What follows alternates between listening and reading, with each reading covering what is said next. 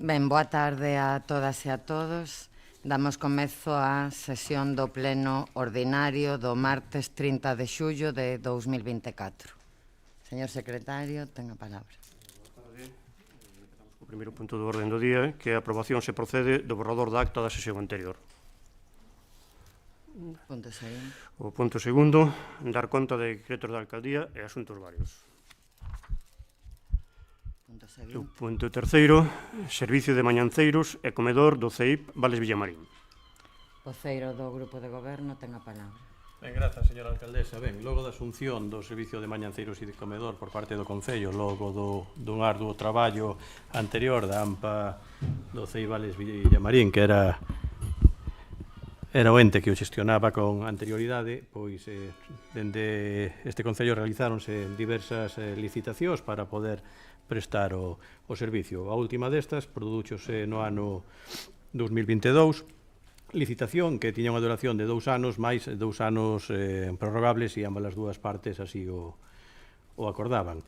Este contrato aprobouse o actual tras unha adxudicación plenaria no mes de marzo do ano 2022 e, polo tanto, a súa finalización sería o 1 de abril do ano 2024. A empresa non manifestou en tempo e forma a súa intención de prorrogar o contrato, polo que, por unha banda, temos que volver a realizar unha nova licitación para poder seguir prestando o servicio e, por outra banda, temos que ampliar, acordar a continuidade do servicio ata a resolución da dita nova licitación, ampliación do servicio que se entende que debe de ser hasta o primeiro trimestre do ano 2025, que sería cando teríamos a nova licitación cursada. Polo tanto, proponse ao Pleno da Corporación a adopción dos seguintes acordos. Primeiro, aprobar a continuidade do servicio nas mesmas condicións existentes do servicio de comedor e mañanceiros do CEIP Vales Villamarín de Betanzos, que ven prestando a empresa Alimentación Saudable Galega SLU ata a formalización da nova licitación que se prevé no primeiro trimestre do curso 2024-2025, e segundo, dar traslado deste acordo aos interesados e aos distintos servicios administrativos da Corporación. Voceira nacionalista ten a palabra. Moitas grazas, señora alcaldesa. Moi boa noite a todas. Ben, desde o BNG que creemos que compre facilitar a prórroga do servizo. No pasado teñennos escoitado falar da importancia deste servizo e do seu carácter imprescindível para a conciliación da vida familiar e laboral. Seguimos pensando o mesmo, obviamente, un servizo básico para a atención dos nenos e das nenas de Betanzos e para esa conciliación da vida familiar e laboral. Como dicía o voceiro do Goberno local, estás a traballar nun novo contrato, polo que a prórroga é a única opción para que este servizo se continúe a prestar con toda a normalidade desde o 11 de setembro, día en que comezan as clases en primaria no resto das etapas educativas. Non obstante, como apuntamento, quixéramos pedirlle ao Concello que neste tempo que continúa a empresa a prestar os servizos a que centen os controis sobre o funcionamento do servizo. É un tema sobre o que temos falado en numerosas ocasións. Vostedes indican que non hai queixas por escrito sobre o funcionamento deste servizo, mas a nos chegannos continuamente esas queixas sobre a calidade, a cantidade, a temperatura da comida. E tamén se está a falar da problemática do servizo de quendas. Entendemos que é unha cuestión necesaria neste momento, mas compre buscar outras alternativas a este modelo de quendas para os nenos e para as nenas. Só como apuntamento, creo que foi no anterior pleno ordinario en que a alcaldesa nos dixo que non había ninguna queixa sobre o papel do servizo de comedor.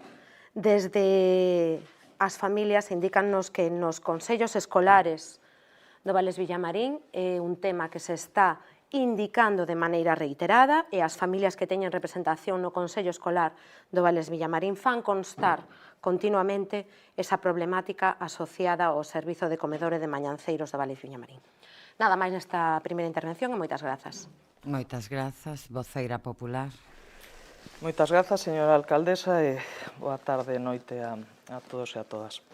Ben, pois, estamos ante un servicio básico e necesario e esencial para as familias e para os nenos e nenas, lóxicamente, e para favorecer, pois, esa conciliación que evidentemente pois, é tan importante, sempre o foi, pero agora pois si cabe un pouco máis. É certo que sí que temos falado en numerosas ocasións de queixas das familias, e non recordo mal, creo que a alcaldesa citou no anterior pleno que había unha queixa por escrito, e, bueno, pois, dende aquí, lóxicamente, pois, animar as familias a que, cando teñan pois, algún tipo de dúbida, queixa ou o que sexa, pois, que o fagan pois, polo canal, digamos, oficial para que chegue e, lóxicamente, pois, se preste o servizo pois, da mellor maneira posible, que penso que é o que temos que aspirar. Polo tanto, a continuidade desta prestación é imprescindible e o noso voto vai a ser favorable. Non teño nada máis que engadir. Gracias. Moitas grazas. Voceiro do Grupo de Goberno, algo que engadir? Simplemente retirar, evidentemente, que sí é un servicio importantísimo. A día de hoxe, para o novo curso escolar, hai 456 solicitudes, 373 se corresponden con renovacións, 77 con novos ingresos e 6 fora de prazo que van a entrar, non como en todos os anos anteriores. Efectivamente, é difícil de xestionar o tema das quendas, pero con estes números e o espazo do que dispoñemos é imposible non prestar o servicio mediante quendas. Esperemos que isto se palíe coa maior celeridade do mundo, ca maior celeridade que se poida, con esa ampliación do espazo dedicado para o comedor. E nada, reiterar que dende a área de servicios sociais as responsables do contrato pois seguirán a efectuar eses controis, non sobre o servicio que todos queremos e desexamos que sexa o mellor para as nosas crianzas. Nada máis, e agradecer o voto favorable dos grupos que así manifestaron. Voceira nacionalista. Nada, simplemente remitirme á primeira intervención por aclarar a cuestión das quendas. Obviamente sabemos que cada pau que aguanta a súa vela, é dicir, aquí o responsable de que haxa unhas quendas no comedor do Vales Villamarín en que non fornece o espazo suficiente para atender esas nenos e nenas. Temos no cole de primaria alrededor de 200 e largos usuarios a día de hoxe, cando hai espazo para 80. É dicir, sabemos que as quendas son neste momento a única solución, mais compre que a administración competente dea todos os espazos necesarios para que isto se solvente. Nada máis. Moitas grazas pola atención. Moitas grazas. Voceira popular. Nada máis que engadir. Gracias. Ben, pois, sí, simplemente decir que evidentemente dende servizos sociais estaremos, xa se está a facer continuamente un control sobre o servizo. Si entendemos dende o Grupo de Goberno, e así o entendimos xa en mandatos anteriores, que é un servizo esencial, que non é competencia municipal, pero que o Concello di un paso adiante para xestionalo no seu momento.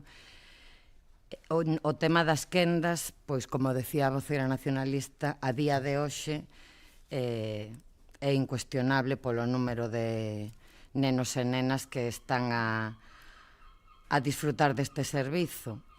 A outra única alternativa sería que se ampliase o espazo o día que esa futura o gallá máis pronta que tardía rehabilitación do cole teña lugar. Esperemos que se amplíe o espazo adicado a comedor, pero de non ser así, nos seguimos pensando que apostando polas dúas quendas, porque senón a outra alternativa sería facer un baremo de entrada e quedarían fora moitísimos nenos e nenas que precisan dese servizo pola conciliación da vida laboral e familiar. Entendemos que ese non debe ser o camiño. Por iso optamos, as dúas quendas naceron coa pandemia, e despois quedaron por mor das solicitudes que hai, que cada vez se van incrementando, e que todo o mundo que o solicita, estes datos que diu o voceiro do Grupo de Goberno, son as persoas que o pediron agora, a finais de curso, no prazo, pero é que seguramente durante todo o verán e iniciado o curso continúan habendo solicitudes novas, porque moitas veces as familias de repente necesitan ese servizo. Entón, ninguén queda fora. Todas as solicitudes entran no servizo de mañanceiros e comedor. E, por tanto, estamos a falar de números pois que cada vez son máis altos. Pero sí, evidentemente, trataremos de supervisar continuamente o servizo e tamén, a través dos futuros pliegos, mellorar todo aquilo que vemos, como se fai como se fixo coa axuda no fogar. Bueno, todas as cousas que se van vendo se tratan de pechar dentro da propia licitación tamén. Ben, entendo que se aproba por unanimidade, señor... No, perdón. Pois entón, que se proceda á votación. Perdón, entendínme. Votos en contra? Abstencións? 3. Votos a favor? Pois queda aprobado co voto favorable do Partido Socialista e do Partido Popular e a abstención do Bloque Nacionalista Galego. Punto seguinte. O punto cuarto, elevar a ratificación do Pleno o acordo de adhesión á Central de Contratación da FEGAN para a contratación centralizada do Servicio de Correos. Voceiro do Grupo de Goberno.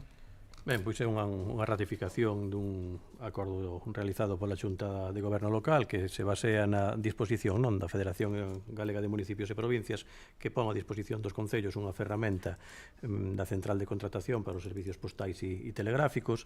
Este servicio é ventaxoso para o concello posto que supón un aforro importante, é sustancial no día a día por empregar o servicio postal a través desta central de contratación e, polo tanto, para maior seguridade xurídica, compre que o Pleno ratifique o acordo da Xunta de Goberno Local do 11 de xullo deste ano para a adhesión a devandita central de contratación. Polo tanto, os acordos son moi sinxelos. O primeiro é ratificar o acordo adoptado pola Xunta de Goberno Local na sesión celebrada o pasado 11 de xullo da adhesión da central de contratación da FEGAN para os servicios postais e, segundo, notificarlle este acordo ao FEGAN e comunicarlle os servicios municipais afectados para o seu coñecemento para os efectos oportunos. Nada máis que engadir.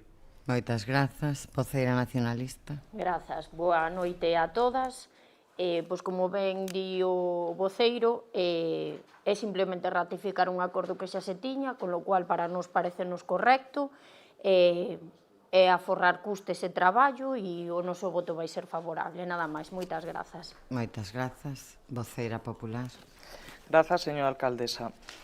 Ben, pois, todo o que sea centralizar os servizos e a súa contratación, evidentemente, pois ten un aforro ao que, evidentemente, non podemos estar máis que de acordo e, polo tanto, pois, como só se trata desa ratificación pola sesión plenaria, pois o voto do Partido Popular vai a ser favorable. Mais nada e moitas gracias. Moitas grazas. Algo que Nada máis engadir? que engadir. Algo que engadir? Ben, pois, agora sí entendo que se aproba por unanimidade e pasamos ao punto O seguinte. punto quinto, que é calendario laboral, designación festivos locais 2025. Voceiro do Grupo de Goberno. Ben, como en ocasións anteriores, para elaborar o calendario laboral do ano 2025, a Comunidade Autónoma designa 2 días de libranza retribuída. Ao Estado lle corresponden 10 días e as administracións locais temos que designar 2 festivos locais. Como ven sendo habitual e o lógico no noso Concello, pois propoñemos designar estes 2 días festivos o martes de Entroido, que se corresponde co martes 4 de marzo, e o día de San Roque o 16 de agosto. Polo tanto, propoñemos a adopción do seguinte acordo. Primeiro, designar como días de festa local para o ano 2025 de carácter retribuído e non recuperable os días 4 de marzo, martes de Entroido e o 16 de agosto San Roque. E segundo, notificarlle o presente acordo ao Departamento correspondente da Xunta de Galicia e comunicarlle aos persoas os servicios municipais afectados para o seu coñecemento e para os efectos oportunos. Nada máis nesta primeira intervención. Grazas. Voceiro nacionalista. Moitas grazas, señora alcaldesa. Boa tarde.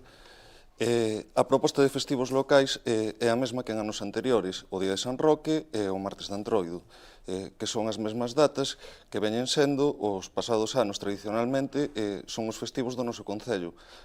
Por lo tanto, parecenos axeitado e imos votar a favor. Graciñas. Moitas grazas, voceira popular. Grazas, señora alcaldesa. Ben, pois, un ano máis tócanos aprobar os festivos locais e, como dicía o compañeiro, pois evidentemente son os mismos durante os últimos anos e sempre votamos a favor e este ano pois non será distinto o voto. Mais nada, moitas gracias. Moitas grazas. Ben, pois entendo que tamén se aproba por unanimidade, señor secretario, e pasamos ao punto seguinte. Proposta sobre concesión Premios Garelos 2024. Voceira delegada de Cultura ten a palabra.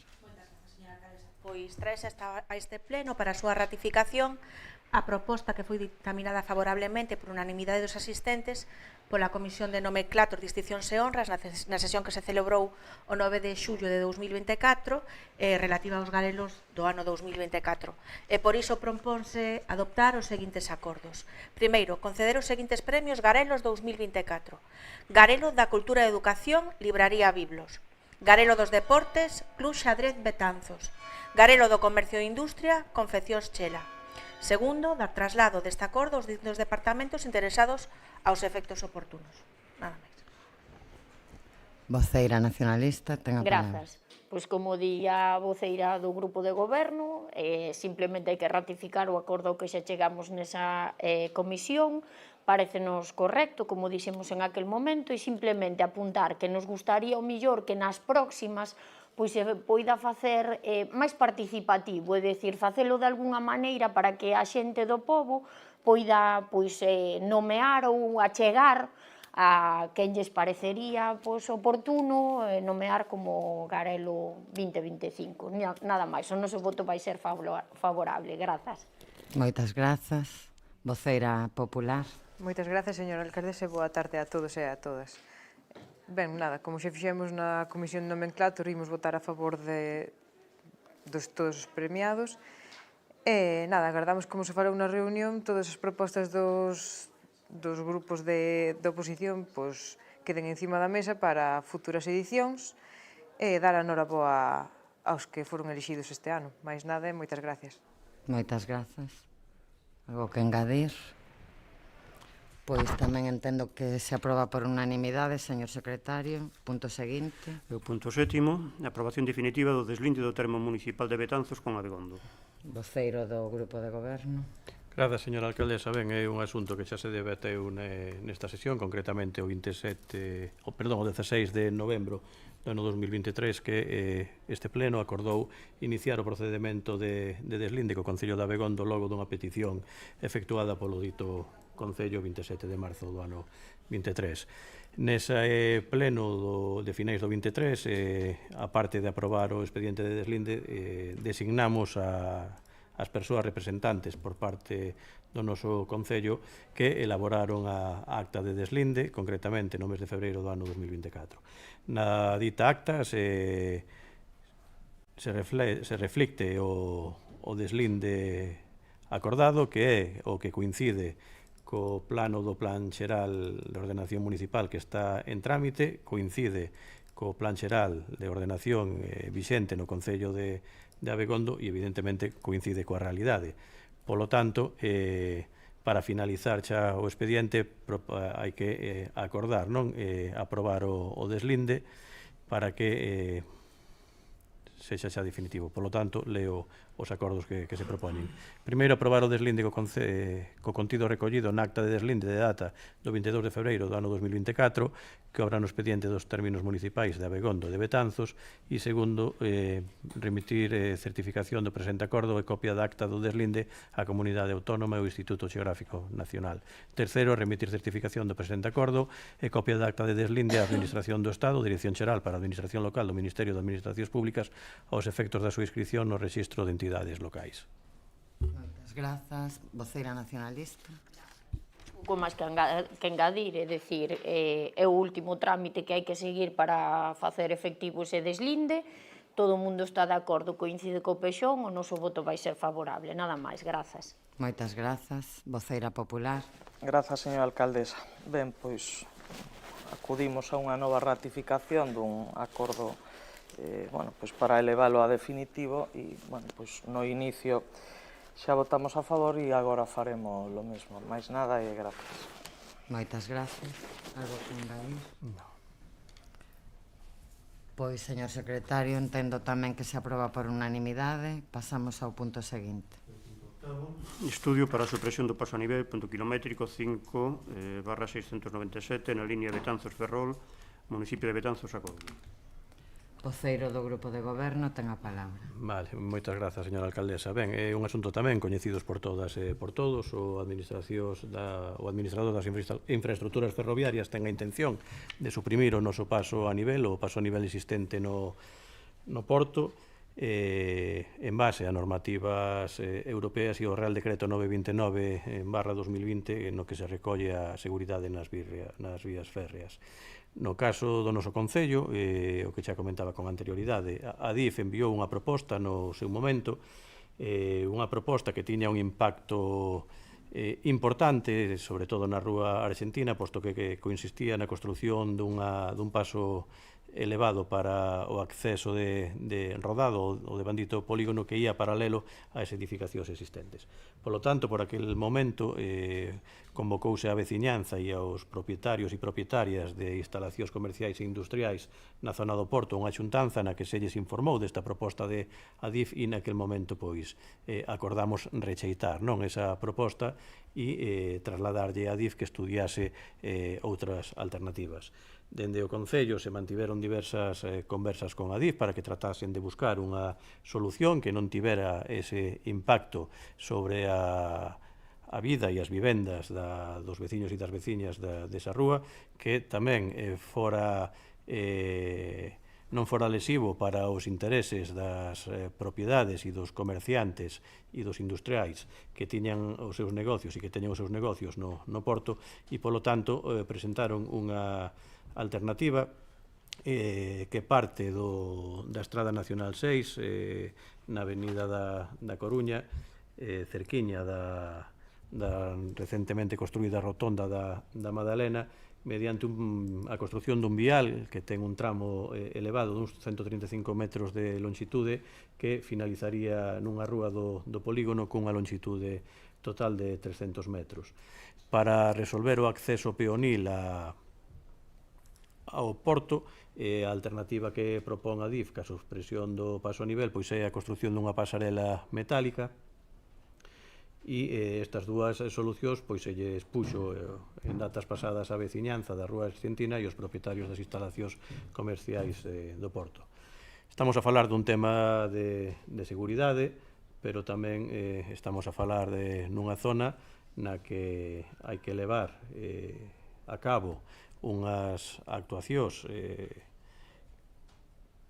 en rede natura e unhas actuacións que teñen tamén unha serie de condicionantes, e así se acordou cos comerciantes e propietarios das naves industriais, que garantan en todo momento o acceso de trailers, como poden facer a toda agora, a todas as naves industriais, e que non quede, en caso de inundacións por avenida de augas da zona trasera do antigo cauce da ría, pois que con esta construción deste paso elevado, pois que non se peche de forma puntual o acceso ao Porto. Polo tanto, con eses condicionantes e evidentemente sempre e cando no futuro, na hora de redactar o proxecto e a posterior construción desta infraestructura, pois se conten con todos os permisos sectoriais oportunos, principalmente os que teñen que ver cos da protección ambiental ao tratarse de estar nunha zona CEC da reserva da rede Natura. Polo tanto, e xa para resumir, vou dar lectura aos acordos que se propoñen, que son os seguintes. Primeiro, informar favorablemente o proxecto, en todo caso, cos seguintes condicionantes, que se garanta o acceso de vehículos de transporte ás 4 naves que teñen a entrada na rúa que se propón o inicio da vía, Almacenes Iberia, que nos episodios de inundación que sofre o Porto na zona en que se proxecta a vía se garanta o acceso. Segundo, dar traslado deste acordo a DIF, e terceiro, facultar a alcaldía para tramitar este asunto. Nada máis que engadir nesta primeira intervención. Moitas grazas. Voceiro nacionalista ten a palabra.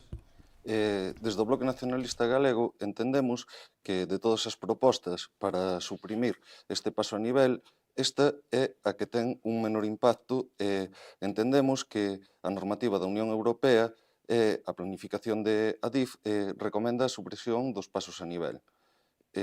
Con todo, preocúpanos o impacto que este proxecto poida ter sobre a ría de Betanzos, Rede Natura 2000. É unha zona protexida desde o punto de vista ambiental. Pensamos que sería bo engadir dentro dos condicionantes que se inclúan no acordo a necesidade de valorar polo miúdo este impacto para garantir que sexa o menor posible. Calquera das opcións para suprimir este paso a nivel necesariamente tería que atravesar a ría. Pensamos tamén que no noso concello hai obras que dependen de Adif moito máis urxentes que a supresión do paso a nivel, como a relativa á pasarela de Infesta ou a conexión dos dous polígonos, Piadela 1 e 2, e mesmo o bypass de Infesta que levamos décadas reclamando. A supresión de frecuencias na conexión ferroviaria a Coruña-Ferrol e a falta dun plan concreto de melloras e de prazos para a electrificación da vía xéranos dúbidas sobre se isto é unha proposta que deriva da normativa europea sen valorar o conxunto de necesidades da nosa comarca e do noso concello en relación coa mobilidade e a conexión ferroviaria. En calquera caso, tamén entendemos que garantir a seguridade para os vehículos e os peóns é unha prioridade e, polo tanto, non nos imos opoñer a que se elabore este estudo para poder, unha vez elaborado, opinar xa sobre unha proposta concreta e coñecendo en detalle os seus impactos. Moitas grazas. Moitas grazas. Voceiro popular ten a palabra. Boas tardes, señora alcaldesa, e grazas. Neste caso, despois de ler o que se nos di nesta moción e o que comentou o concelleiro, tanto o do goberno como do Partido Nacionalista Galego, non estamos de acordo en que non se poida facer esa vía elevada atravesando a ría, polo cual, neste momento, pois non estamos de acordo para o que se nos está propoñendo. O que nos gustaría saber é, antes de nada, que se nos explique un pouquiño máis o que se nos di na frase de que nos episodios de inundacións que sobre o porto na zona na que se proxecta a vía se garantice ese problema nesta primeira intervención. Moitas grazas, voceiro do Grupo de Goberno. Vale, vamos ir por partes. Vou respostarlle primeiro o Bloque Nacionalista Galego sobre o condicionante que nos pedían que incluísemos. Non, no acordo non hai ningún tipo de inconveniente. De feito, no informe do arquitecto municipal se recolle algo parecido, non? Que urbanísticamente non hai ningún tipo de inconveniente para este tipo de construcción, sempre cando se obteñan todos os permisos sectoriais. Non están falando vostedes desa obtención, xa se dá, por suposto, senón de que se estudie coa maior preocupación ese posible impacto. Por lo tanto, non hai ningún tipo de inconveniente en recoller esa proposta. Sobre esas obras que falaba de que deberían de ser prioridade para DIF, o bypass, efectivamente, prioridade total e absoluta, e esperemos que dunha vez por todas pois se poida ver materializada, non, esa obra. Sobre o acceso de conexión do polígono de Piadela Norte co polígono de Piadela Sur, eso resolvese ca aprobación do Plan Xeral de Ordenación Municipal, xa vai contemplado esa unión, e o tema da pasarela de Infesta, falouse fai pouco de como estaba o expediente de investigación, que non é de nadie, pero é de todos. Entón, a ver se somos capaces deses acordos xa de poder inventariala no noso patrimonio, que nos den esas dúas autorizacións, posto que ningunha das dúas outras administracións entenden que é deles, polo tanto, que cando nos fagan chegar ese requerimento que se lle remitiu para que nos permitan inventarialo como nós, pois proceder á súa reparación. E o que, xa para contestarlle ao voceiro do Partido Popular sobre o episodio de inundacións, co cambio climático, en últimas datas, a zona traseira do porto, por onde viña a antiga cauce do río, que foi desviado precisamente para a construcción do ferrocarril, ca construcción da nova canle, pois por esa zona, pola zona da Cangrexeira, cando se xuntan mareas vivas con episodios de choiva importantes, pois nesa zona trasera se inunda o porto de Betanzos. No seu momento, cando se fixo o paseo marítimo, quedou un pequeno desnivel, polo tanto, afecta máis a zona central que a zona da depuradora ou a zona inicial, e de feito, os comerciantes desa zona nos din que no seu momento, alá polo ano 2010, víronse obrigados a construir unha especie de comportas para aumentar en 40 centímetros a protección do acceso das súas naves para, nesos episodios de auga, evitar que lles entre a auga procedente do río, nin entra pola rede de saneamento nin por ningún outro conducto, senón que son avenidas naturais. Polo tanto, o que nos dicían é que se ese viaduto de 300 metros de longitude, 135 metros elevados, e os outros 170, xa no propio porto, sin ningún tipo de elevación, que van a desembocar ali precisamente nesa zona, que se garantice que neses episodios de auga a elevación do vial non vai aos empresarios da zona. Moitas grazas, voceiro nacionalista. Moitas grazas, señora alcaldesa. Ben, eu asistín á reunión que fixo o equipo de goberno, a alcaldesa Diego, no liceo cos veciños e comerciantes, e nada, quería agradecer que se recolla a nosa proposta no acordo, e como non pode ser de outra maneira, despois de escoitalos a eles e ver que nunha gran maioría están a favor do impacto menos lesivo este proxecto, o noso voto, como non pode ser de outra maneira, vai ser favorable. Moitas grazas, voceiro popular. Grazas, señora alcaldesa. Grazas ao conselleiro, a verdade é que respondeu exactamente o que esperábamos que respondera, porque a lógica é sobre a pregunta, pero, sin embargo, hai un trasfondo a maiores, é o que pasa cas naves e os comerciantes que están ao lado de onde se vai a facer ese viaducto.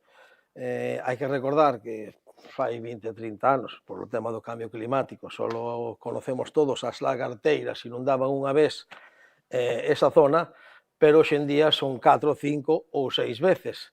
Daquela, se vamos a levantar un viaduto, non sei cantos metros cuadrados estamos falando de ancho, por longitude, vamos a sacar terreo a marea, que neste caso pode inundar aínda máis as naves colindantes, bueno, pensamos que este estudio non é o apropiado, ou sí, neste caso, polo que están comentando, pero creemos que hai alternativas. Non sei se en algún momento se estudiou ou facela encima de onde está a actual vía de anivel. Onde está actualmente o paso a nivel. O paso a nivel, desde máis ou menos calculando o puente peatonal, hai 100, 150 metros, hasta despois de pasar o que é o Club de Piragüismo, estamos falando dun viaduto de 300, 400 metros, a unha altura na que incluso o día de mañán, na parte de abaixo, excepto na zona da vía, lógicamente, podrían incluso hasta facer locales comerciales ou locais sociais dos que estamos a falar moitas veces que estamos faltos neste pobo, aproveitando incluso poñer unha vía peatonal. Por outro lado, a creación do viaducto nesa zona, polo que comentaban os compañeiros do bloque, que tamén comentaba o compañeiro da arrendatura, non o vemos moi axeitado. Por outro lado, o que ou decir que os veciños de Betanzos, esas 30 personas, máis os 200 ou 300 veciños que temos lanchas ou teñen lanchas por aí, que teñen que ir hasta a zona da SEAT ou das Angustias para coller o desvío para aquí. Cando teñan que acabar o día, subir hasta as Angustias e ir arriba de todo para volver para Betanzos. Non nos acaba de convencer. Eu penso que podría haber mellores alternativas. Non temos moi claro ese viaduto do que estamos a falar ahora mismo encima do actual paso a nivel. Podría solucionar moito mellor as cousas. Nada máis, grazas. Moitas grazas. Ben, por aclararlle algunha das apreciacións que fixo. No seu momento, a proposta de Adif, como explicaba o voceiro do grupo de goberno, pasaba por un vial que iba en ascenso paralelo ás vivendas da Rúa Argentina, ata acadar unha altura superior ás vivendas, e que por detrás entraba pola parte de atrás do porto. Os veciños e o Concello coincidimos en rexeitar esa proposta. Dende ese momento estudáronse todas as alternativas posibles, garantízollo.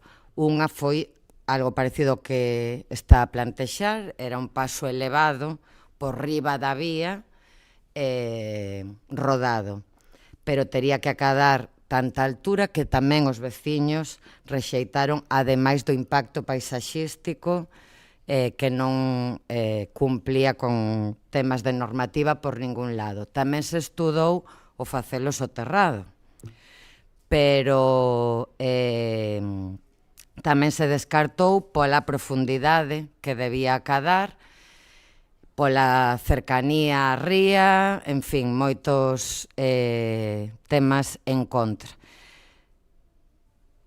Falando, como nesta ocasión, con veciños e veciñas e con empresarios da zona, sempre se falou de que estudaran unha alternativa dende a Nacional Sexta. Entón, dende aquí, dende o Concello, e trasladando e coincidindo en parte, sabendo das problemáticas medioambiental que ten un viaducto como o que se propón, pero entendendo que sexa cal sexa a solución que se lle queira dar á supresión deste paso a nivel pola propia situación do paso e da vía, calquera que sexa a solución que se lle dé vai a ter ese impacto por calquera dos lados, e sabendo que a supresión deste paso a nivel é un imperativo da Unión Europea que están urxindo a Adif a dar ese paso e tratando de que sexa algo consensuado e que perxudique o menos posible a veciños e veciñas e empresarios, unha proposta dende a Nacional Sexta foi na que sempre se insistiu porque era o que todas as persoas afectadas propoñían. Ao construir a rotonda na Madalena, isto evita que se construa unha nova rotonda no cruce, por así decir, donde se poida virar cara ao porto, porque non cumple distancia nunha nacional. Entón, por eso, sí habería na saída que ir a dar a volta a Vista Alegre, que tamén o estudo contempla a construción dunha rotonda aí, para ir a dar a volta. Eu comprendo que vai ser pois un pouco máis longo o traxecto do que na actualidade, pero a seguridade debe ser unha prioridade, e atravesar un paso a nivel pois non é seguro, e non ten que pasar unha traxedia para que se tomen medidas. Eu aí comprendo que ao principio o mellor costa acostumarse, pero que a seguridade debe ser unha prioridade para todos e todas os que estamos aquí e tamén para a Adif. Entón, eso é que se estudaron todas as demais alternativas posibles, tamén dende outro lado, dende a estrada que vai cara a Miño, para que nos entendamos, a altura non dá... Bueno, é moi complicado, sinceramente. Os técnicos, os enxeñeiros, pois díronlle moitas voltas, levan anos con este tema, dende o 2018, que foi a primeira xuntanza con veciños e veciñas, ata agora, díronlle moitas voltas, pensaron en moitas alternativas. Esta é a proposta, por así decir, de máis consenso. Outro tema é o do impacto medioambiental, que aí sí coincidimos, aínda que, repito,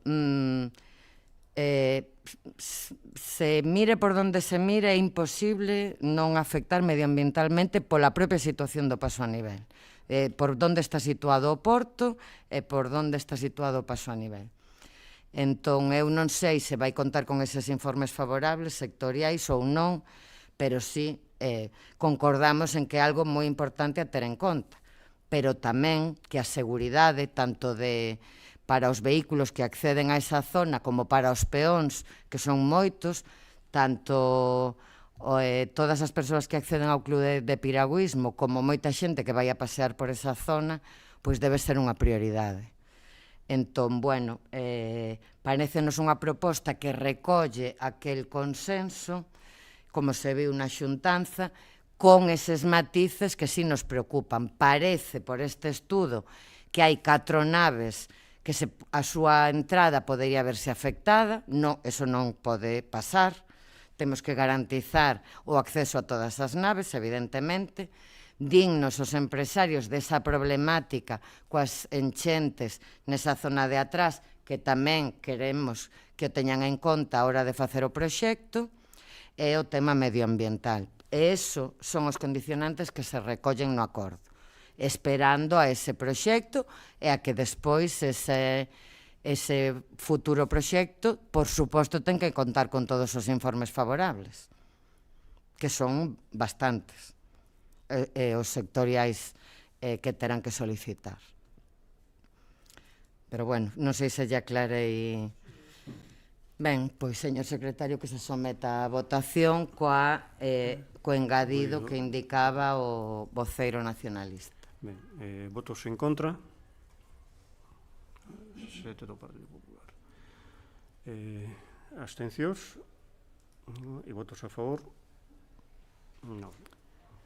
Ben, pois queda aprobado cos votos a favor do Partido Socialista e do Bloque Nacionalista Galego e o voto en contra do Partido Popular. Punto seguinte. E o punto 9, que elevar a ratificación do Pleno o decreto relativo á subvención e convenio de colaboración do Servicio de Atención Temperá. Voceiro do Grupo de Goberno ten a palabra. Ben, moitas grazas, señora alcaldesa. Ben, os concellos de Betanzos, Doza Cesuras e Paderne iniciaron o Servicio de Atención Temperá en outubro do ano 2022. Este servicio finaliza en decembro do 2024. Por aquel entonces, no ano 22, o servicio iniciouse atendendo a 16 crianzas, pasando a 67 no ano 2023 e mantendo esas 67 crianzas no ano 2024, tendo xa neste caso 13 en lista da garda.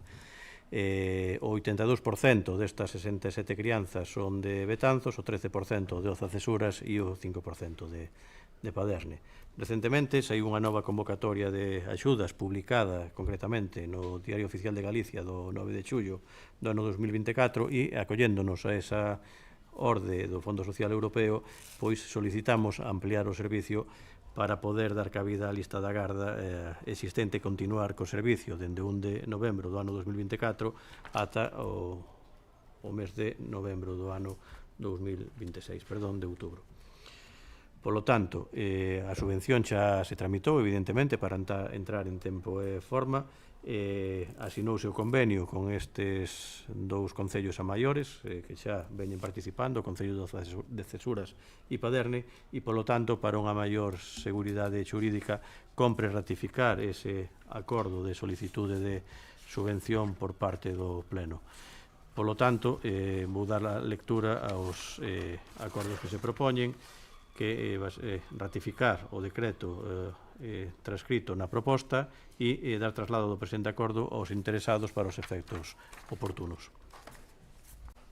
Nada máis. Moitas grazas. Voceira nacionalista ten a palabra. Moitas grazas, señora alcaldesa. Antes de comezar co debate no referente a este punto, gustaríanos comentar unha cuestión de orde e a tardanza en recibir a documentación ou parte da documentación deste punto. Por favor, que non se volva a repetir en ocasións futuras. E xa centrándonos na cuestión que compre debatir para nós, igual que antes cando falábamos do servizo de comedor e de bañaceiros, este servizo de atención temperá é outro dos servizos básicos que axuda ou que facilita que impide que certas dificultades daqueles nenos e nenas entre 0 e 6 anos se convertan en problemas graves de cara ao futuro. É un servizo que se presta ou se debería prestar fundamentalmente no Hospital Materno Infantil, que está completa e absolutamente saturado e que só pode atender os casos máis graves ou máis delicados. E por iso é tan importante que os concellos ofrezan esta opción, que repetimos, evita que se enquisten problemas que poderían ter doada solución se se atenden desde o momento inicial da vida destes pequenos e pequenas. A nos gustaríanos que fose un servizo que se ofrecese de maneira directa desde a institución municipal, que se xestionase de maneira directa, mas entendemos que é unha cuestión moi complexa, sobre todo se temos en conta que é un servizo que se oferta de maneira conveniada con outros 2 concellos. En calquera caso, pola importancia que este servizo ten e polo rol que está a cumprir, o noso voto vai ser favorable. Nada máis nesta primeira intervención. Moitas grazas, voceira popular. Grazas, señora alcaldesa. Ben, pois estamos ante outro servizo pois necesario, esencial e tamén básico, precisamente pois polo espírito, non, de dar resposta pois a esas dificultades que pode haber nos nenos e nenas entre 0 e 6 anos, pois esas dificultades que poden ter no seu desenvolvemento e, polo tanto, pois igualmente que o que falábamos ao inicio desta sesión plenaria, pois, volvo a insistir, é necesario, básico e esencial. E, polo tanto, pois, evidentemente, nós estamos a favor, xa estivemos a favor cando se creou e seguiremos estando a favor de que se siga prestando nas mellores condicións, evidentemente, ao tratarse dun servizo compartido, pois tamén se comparten, bueno, pois os custos, efectivamente, as plazas, etc. Pero insistir no noso voto favorable. Mais nada e moitas grazas. Moitas grazas, voceiro socialista. Nada máis, engadir. Ben, pois nada, eu simplemente quixera engadir agradecer aos outros 2 concellos Oza, Cesuras e Paderne a súa predisposición e agradecer a colaboración que temos tanto dende os centros educativos como dende o centro de saúde neste tema, porque é fundamental. Esa colaboración, familias, centro educativo, centro de saúde e servizos sociais é fundamental, é un servizo que está funcionando de xeito moi satisfactorio, que, como decía, xa ten lista da garda, que comezou hai moi pouco tempo, pero que xa ten unha demanda altísima e que, como se decía, é esencial. Ata o ano 2022 os nenos e nenas de Betanzos tiñan que ir ao materno, co que eso supuña, como decía a voceira nacionalista, que está absolutamente saturado, como é lóxico, e naceu con esa idea de dar un servizo máis preto e mellor, pero quedásenos pequeno, en pouco tempo quedásenos pequeno. Así que trataremos de ampliálo e melloralo na medida das nosas posibilidades. Pois, señor secretario, entendo que por unanimidade acordamos este punto e pasamos ao punto seguinte. Que o punto 10º, convenio Consorcios Mariñas, pago cantidades adevedadas. Voceiro do Grupo de Goberno ten a palabra. Ben, tal e como se falou na anterior sesión plenaria, logo dunha pregunta, unha petición de aclaración do Grupo Popular, cando se estaba a debatir un expediente modificativo de créditos, pois temos pendente o pagamento de cantidades adevedadas co Consorcio das Mariñas. Para poder regularizar esta situación, dende Concello e Consorcio se mantiveron diversas xuntanzas, diversas conversas, o que desembocou nunha proposta de convenio para facer fronte ás cantidades pendentes en 3 anualidades, na anualidade 2024, 2025 e 2026. Concretamente, no devandito convenio recóllese destinar 110.000 euros para esta anualidade 2024 e 180.000 euros para as dúas restantes. Así pois, propoñemos ao Pleno da Corporación a adopción dos seguintes acordos. Primeiro, aprobar a formalización do convenio e autorizar e dispor o gasto segundo o que se establece no convenio entre o Consorcio das Mariñas e o Concello de Betanzos para liquidar os atrasos pendentes. Segundo, facultar a alcaldesa para que as xestións resulten precisas para a execución do presente acordo, así como a tramitación do convenio e os trámites necesarios e derivados do mesmo en representación legal do Concello, artigo 21.1 da Lei 7/85 do 2 de abril, reguladora das bases do réxime local. Terceiro, comunicar a certificación do presente acordo ao Consorcio das Mariñas para os efectos oportunos. Cuarto, publicar o anuncio do presente acordo no tabuleiro de anuncios e portal de transparencia municipal en publicidade activa da información municipal de conformidade coa legislación estatal e autonómica. E quinto e último, notificar este acordo ás persoas interesadas e comunicar aos servicios municipais afectados para o seu coñecemento e para os efectos oportunos. Nada máis nesta primeira intervención. Moitas grazas. Voceira nacionalista ten a palabra. Ben, semella que nos movemos no tempo, nos volvemos situar hai 2 semanas nese pleno extraordinario de iso, de hai 15 días. Pois seguimos a falar de débeda municipal, en este caso nunha débeda que se ven acumulando desde o ano 2008 e até o ano 2023, é dicir, até onte. Neste caso falamos de case €500.000 de débeda que temos acumulado co Consorcio das Mariñas. A primeira cuestión que nos gustaría saber é de onde nace esta débeda e por que motivo non se foi facendo fronte a estes pagamentos na anualidade correspondente, ano a ano. Tamén nos gustaría saber o motivo polo que esta débeda non se comunicou antes, posto que na documentación económica da que tiñamos constancia non aparecía recollida. Por tanto, gustaríanos que o concelleiro nos lo explicase na súa segunda intervención, se é tan amable. A segunda cuestión é a posición que compre adoptar ante este tipo de cuestións económicas. Como xa mantivemos no pleno pasado, a nosa primeira obriga é facer fronte ás débedas municipais e pagalas, porque senón non avanzamos, senón non conseguimos dar pasos cara adiante. E tendo en conta a situación económica da nosa institución municipal, fragmentar o pagamento na débeda co Consorcio das Mariñas semella ser a mellor solución, a solución máis positiva. Por tanto, facilitaremos a aprobación, mas como xa lles dixemos no pasado, compre cambiar a política económica municipal e evitar que estas cuestións se repitan ao longo dos anos. Nada máis nesta primeira intervención e moitas grazas. Moitas grazas. Voceira popular. Grazas, señora alcaldesa. Ben, pois, volvemos a falar de débedas.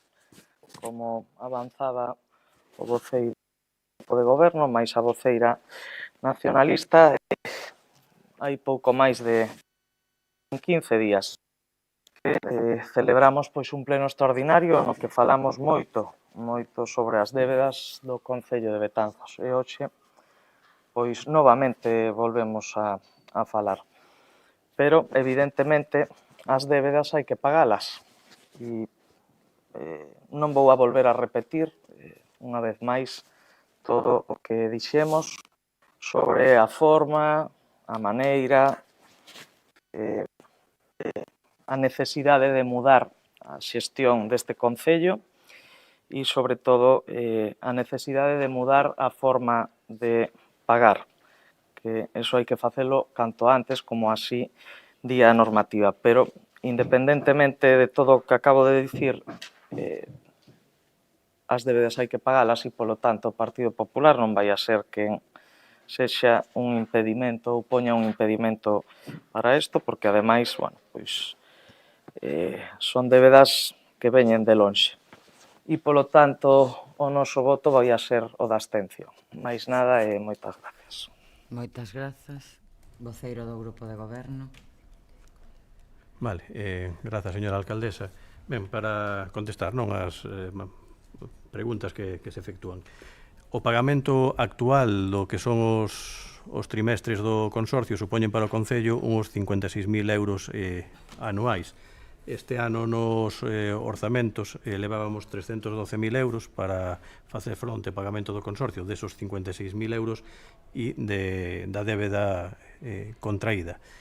Segundo os datos que tiñamos, era bastante menor a deuda que aparece agora, que foi evidentemente comprobada na contabilidade municipal e na contabilidade do propio consorcio e había uns céntimos de diferencia. De onde se arrastra?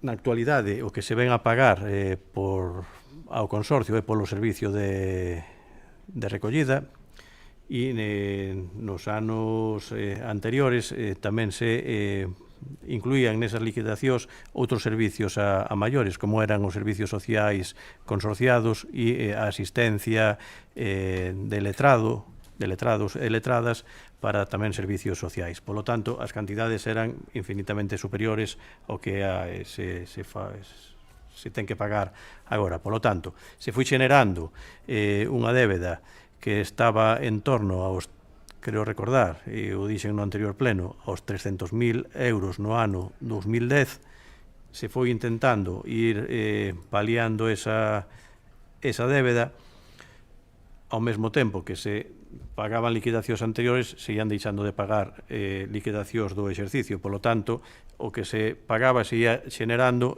si é certo que nunca se chegou ao momento no que estamos agora, a plasmar nun documento a débeda total e buscar unha solución definitiva.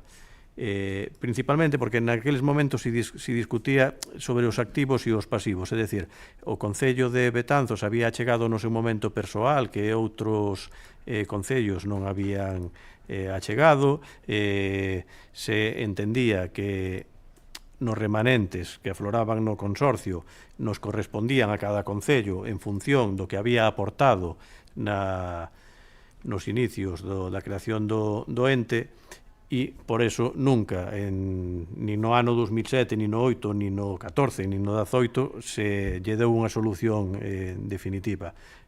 Nos momentos no que estamos, si é certo que cando se cambia de consorcio a mancomunidade e ao non estar constituída a mancomunidade, as contas do consorcio lle afectan ao concello de maior poboación, pois lle temos que poñer, e debemos de poñerlle xa o cascabel ao gato, porque lle podemos incluso perxudicar, neste caso, ao Concello de Oleiros, posto que lle pode afectar as súas contas. Polo tanto, se chegou a este acordo de recollido neste convenio para resolver a situación e tamén para que sexa dunha forma totalmente factible, sin ter unha carga nos orzamentos municipais que nos impida levar a cabo outro tipo de servizos, non? E esa é a explicación que lle podo dar e nos sucesivos orzamentos municipais evidentemente se van a recoller as cantidades deste convenio máis as liquidacións do ano en cuestión, que van a roldar en torno a esos 55.500 euros nas condicións contractuais do ano 2024. Poderá variar, pero non moito máis, como se viña pagando con anterioridade por esos servicios que se deixaron de prestar con cargo aos concellos. Voceira nacionalista. Moitas grazas, señora alcaldesa. Pois ben, non moito máis que engadir. Agardamos que efectivamente ano tras ano nos orzamentos municipais se reserven as cantidades necesarias para facer fronte a eses pagamentos ao Consorcio das Mariñas a futura mancomunidade de maneira anual, sen seguir acumulando novas débedas. Reitero que facilitaremos a aprobación deste convenio porque nos parece a maneira máis positiva de facer fronte a esta débeda e reitero tamén que compre cambiar esa política económica municipal para que non se repitan cuestións deste tipo de cara ao futuro. Nada máis e moitas grazas. Voceira popular. Nada que engadir, gracias. Ben, creo que o aclarou perfectamente o voceiro do grupo de goberno. Somos varios os concellos que estamos nunha situación similar no consorcio e a diferencia é que efectivamente de un tempo a esta parte sí lle pode afectar ao Concello de Oleiros e efectivamente pois con toda a razón do mundo pois non podemos permitir eso. Por tanto, chegou o momento de, a pesar de todas aquelas discrepancias do inicio e de todos os problemas contables do consorcio pois de poñer a conta a cero tanto Betanzos como o resto de concellos. Esa explicación de que sexa agora e non antes. Señor secretario, que se someta a votación. Ben, votos en contra. Abstencións. 7 e 3. E votos a favor. 6. Ben, pois queda aprobado co voto favorable do Grupo Socialista e a abstención do Bloque Nacionalista Galego e do Partido Popular. Punto seguinte. O punto 11, que é moción do BNG para solicitar o rescate da AP9 e a súa transferencia a Galicia. Voceira nacionalista ten a palabra. Moitas grazas, señora alcaldesa. A prolongación da concesión da AP9 até o ano 2048 representa un importante problema do punto de vista social, económico e político para Galiza. Esta é unha autoestrada que funciona como un eixo ao redor do cal se articula un territorio con máis do 70% da poboación, os 3 aeroportos, todos os portos de interese xeral e tamén a maior parte da actividade económica e empresarial do noso país.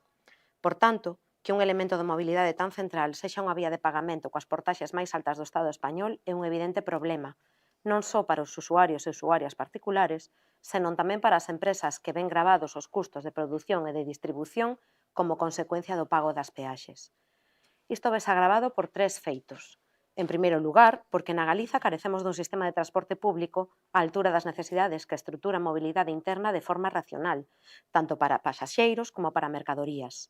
En segundo lugar, pola nosa peculiar forma de habitar o territorio, cunha poboación dispersa que acentúa a dependencia do vehículo privado. E, en terceiro lugar, porque temos unha posición xeográficamente periférica na península en Europa, o que, combinado cos aspectos anteriores, nos fai prácticamente cativos do transporte por estrada, especialmente as empresas galegas que queren mover os seus produtos ou sacalos fora do noso país. Mais a estas motivacións debemos engadir aínda unha cuarta realmente importante. O mantemento das peaxes na AP9 representa non só un castigo para todos os galegos e galegas, senón unha clara discriminación coa Galiza, posto que todas as autoestradas da xeración da AP9 hoxe están xa libres de peaxe, unha vez que caducou a concesión ou estarán proximamente. Só en setembro de 2021, máis de 600 kilómetros, a maioría en Cataluña. No caso da autoestrada do Atlántico, a concesión inicial de 40 anos finalizou no ano 2013. Porén, distintos gobernos de diferente cor e de forma absolutamente insensível coas necesidades da Galiza adoptaron a decisión de prorrogar a concesión dunha infraestructura xa suficientemente amortizada e pola que os galegos e galegas levan pagando moito tempo. Primeiro, un goberno de Felipe González, do Partido Socialista, prorrogou a concesión durante 10 anos, entre 2013 e 2023. Mais adiante, no ano 2000, un goberno de Aznar, do Partido Popular, fixo unha nova prórroga entre o ano 2023 e 2048, nin máis nin menos que de 25 anos. É dicir, decidiu regalar un negocio seguro durante máis de 2 décadas a unha empresa como Audasa, que fora pública e privatizada tamén polo PP de Aznar en 2003 por 1.000 millóns de euros. Agora, xa totalmente de capital foráneo, o Estado español, en mans de fondos Boitre, á conta de que os galegos e galegas sigan a pagar as peaxes e sacrificando o seu desenvolvemento social e económico. O conxunto da sociedade galega leva moito tempo reclamando por fin a esta concesión, moito tempo reclamando unha AP9 galega libre de peaxes. Para logralo, o BNG impulsou iniciativas neste sentido en todas as institucións. No Parlamento galego xa en 4 ocasións a proposta para a transferencia da AP9 a Galiza foi acordada por unanimidade de todas as forzas políticas e debatida neste Congreso en 2. A capacidade de negociación do BNG levou a que o Goberno establecese bonificacións para os usuarios e usuarias habituais que xa están en vigor desde o ano 2021 e que chegan ao 60% das tarifas. Mesmo conforme establecido no último acordo de investidura, as bonificacións deben aumentarse aínda até 75% e ser aplicadas tamén na AP53, por certo, outra autoestrada cunha concesión de longa duración de 75 anos. Un compromiso revalidado polo propio ministro na súa intervención en que anunciou que espera sexa executado no presente exercicio. Mas non é suficiente o abaratamento das peaxes para os usuarios e usuarias habituais da AP9, senón que esta autoestrada debe pasar a ser de libre peaxe. Lograr este obxectivo na actualidade está perfectamente xustificado se consideramos que, segundo a Comisión Europea, as prórrogas nas concesións foron adoptadas de forma irregular, polo que se podería declarar a nulidade da concesión actual. Así, no ano 2021, a Unión Europea abriu un expediente de infracción ao Estado español por considerar que as prórrogas da AP9 se produciron de forma ilegal ou non cumpriren o principio de concorrencia competitiva. Máis recentemente, neste mesmo ano, a Unión Europea abre un novo expediente de infracción ao Estado español polo mesmo motivo. Existen, por outra parte, precedentes de casos similares que foron xa resoltos anulando a concesión. O Ministerio debe realizar un estudo serio e fiable sobre o verdadeiro custo de por fin a concesión da autoestrada do Atlántico. O ministro avanzou a cifra de 4.000 millóns de euros, porén, ese cálculo non ven avalado por datos contrastados. Algúnas outras estimacións sitúan ao redor dos 2.000 millóns de euros ou entre 2 e 3.000 millóns de euros. Neste caso, é preciso lembrar que o Goberno procedeu a aprobar unha reserva de crédito de 2.300.000 euros entre este ano e o 2048 para custear as bonificacións que se establecerían na AP9. Isto implica regalar 2.300 millóns de euros a unha empresa privada de capital foráneo no canto de destinar eses mesmos recursos para converter en gratuita a AP9, co efecto positivo que iso tería no desenvolvemento social e económico da Galiza.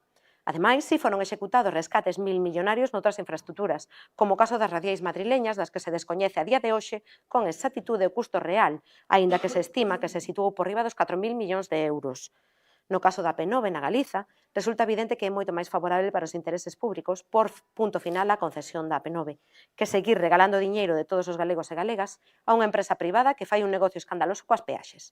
Segundo os datos públicos da propia Audasa, só no ano 2023 os lucros da empresa de autoestradas do Atlántico foron de 82,6 millóns de euros, un 25% máis que no ano anterior. En definitiva, non hai razóns para non transferir a AP9, como non as hai para non finalizar a concesión e que pasa a ser unha autoestrada galega libre de portaxes. O BNG reclama, ao igual que o fai a grande maioría da sociedade galega, que se poña fin á estafa legalizada que implican as peaxes na autoestrada do Atlántico, unha demanda socialmente xusta e que se axusta a legalidade vixente. E por iso solicitamos ao Pleno da Corporación a aprobación dos seguintes acordos. En primeiro lugar, instar ao Goberno do Estado a que, en coherencia co procedemento aberto pola Comisión Europea, inicie os trámites para a anulación da prórroga de 25 anos outorgada á concesionaria da AP9, a asunción da xestión directa da autoestrada e a supresión das peaxes, o impulso de transferencia da AP9 a Galiza.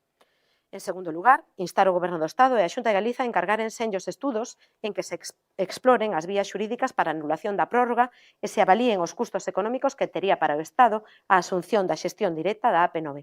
E, en terceiro lugar, facultar a Alcaldía e a Concelleira en quen delegar para tomar cantas medidas sexan necesarias para cumprir estes acordos.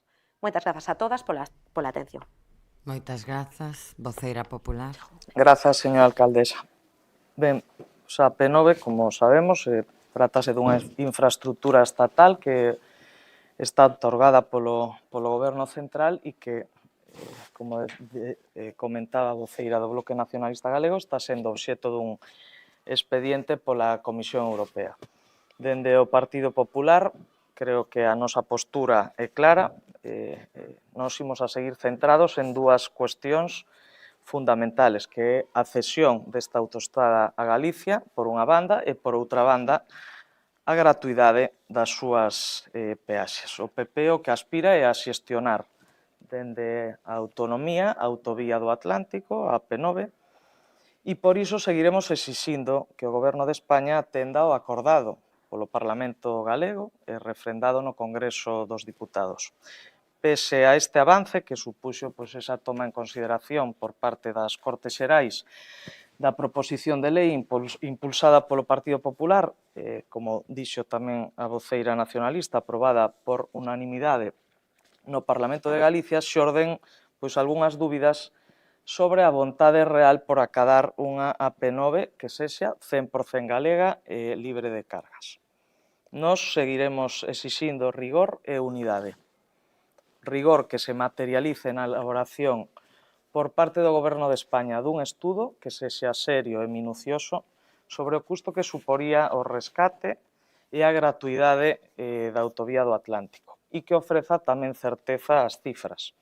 E unidade, lóxicamente, para que se cumpra a que foi unha demanda unánime de todas as forzas políticas galegas. Máis nada que engadir nesta primeira intervención. Gracias. Moitas grazas. Voceiro socialista ten a palabra. Grazas, señora alcaldesa. Ben, dende este grupo entendemos e sempre defendimos esta infraestructura, posto que contribuíu ao progreso de Galicia. E digo que dende os seus inicios sempre o Partido Socialista foi defensor da construción da autovía do Atlántico. Na actualidade a xestión da autoestrada está privatizada dentro do ano 2003 e ampliouse 3 anos antes a concesión ata o 2048. Polo tanto, o rescate desta concesión pois ten un custo económico, en teoría, importante. Pero é evidente que desechamos que a autostrada sexa gratuita, que sexa transferida a Galicia e polo tanto tamén queremos achegar algúns datos para que se poida comprobar que dentro do Partido Socialista se están a tomar medidas para paliar o custo económico que lle supón aos galegos e as galegas pois o uso desta estrada privatizada. Dentro do ano 2021 o Goberno de España aprobou un esquema de reducción de peaxes en precedentes, destinou 55 millóns de euros, que é a maior rebaixa na historia desta autoestrada, que sumarán, como decía a voceira nacionalista, 2.300 millóns ata o fin da concesión. Así, dende o inicio desta medida, os usuarios e usuarias aforramos xa uns 115 millóns de euros e dende xaneiro de 2023 tamén se aplicou unha subvención para evitar subas nas tarifas que levaron o aforro aos 11,2 millóns adicionais. Están, ademais, comprometidas as ampliacións das bonificacións ata os 75 millóns de euros coa previsión de que estas novas reduccións entren en vigor este próximo ano. Polo tanto, se está apostando medidas para reducir de forma sustancial as peaxes da autoestrada e este grupo, como xa manifestei, está de acordo en que a autoestrada sexa transferida a Galicia e que sexa libre de peaxes. Polo tanto, imos a apoiar a moción. O que sí, entendo que tamén o que lle pedimos aos demais pois o deberíamos de facer na nosa casa. Polo tanto, tamén lle propoñemos que, se é posible, engadir non un acordo a maiores na moción que presentan. Se non incluyen, evidentemente, imos a apoiar a moción igualmente, porque, insisto, estamos de acordo en que a autoestrada sea libre e sea de titularidade galega, pero se lle estamos pedindo ao Estado que libere esta autoestrada e que sexa gratuita, pois nos gustaría que o terceiro punto sexa instar a Xunta de Galicia que inicie de inmediato todas as accións necesarias para conseguir a eliminación das peaxes nas autoestradas AG55 e AG57 de titularidade autonómica, porque se dende Galicia queremos que as autoestradas de titularidade municipal sexan gratuitas, pois desde Betanzos tamén queremos que as autoestradas de titularidade autonómica sexan libres de peaxe e gratuitas. Nada máis que engadir. Moitas grazas, voceira nacionalista. Moitas grazas, señora alcaldesa. Ben, 50 anos despois da construción, do inicio da construción da AP9, entendemos que esta autoestrada está máis que amortizada. O seu rescate é caro, claro que sí, como dicía o voceiro do equipo de goberno, pero máis caro nos sae pagar anualmente esas bonificacións que se están a efectuar a día de hoxe grazas á presión do BNG no Congreso dos Deputados. O debate sobre a titularidade da AP9 ten sido longo, temos asistido a diferentes cambios de postura do PP e do PSOE, segundo gobernasen en Madrid ou fosen parte da oposición e uns polos outros, esta casa segue sen barrer. Oxe din que lideran o rescate da AP9, mas a día de hoxe, desde agosto de 2023, a AP9 non é gratuita, é porque o goberno de Aznar do PP prorrogou a xestión privada desta autoestrada. O que é certo é que a AP9 crea cidadáns de primeira e cidadáns de segunda, porque non todo o mundo pode asumir de maneira diaria para ir a traballar ese 1,85 euros que custa o traxecto entre Betanzos e a Coruña, ou os 7,15 euros que custa a viaxe entre Betanzos e Santiago de Compostela, por non falar do custo que ten para os vehículos pesados, que deberían ser os seus principais usuarios e que obriga os camións de grande tonelaxe a evitar a AP9.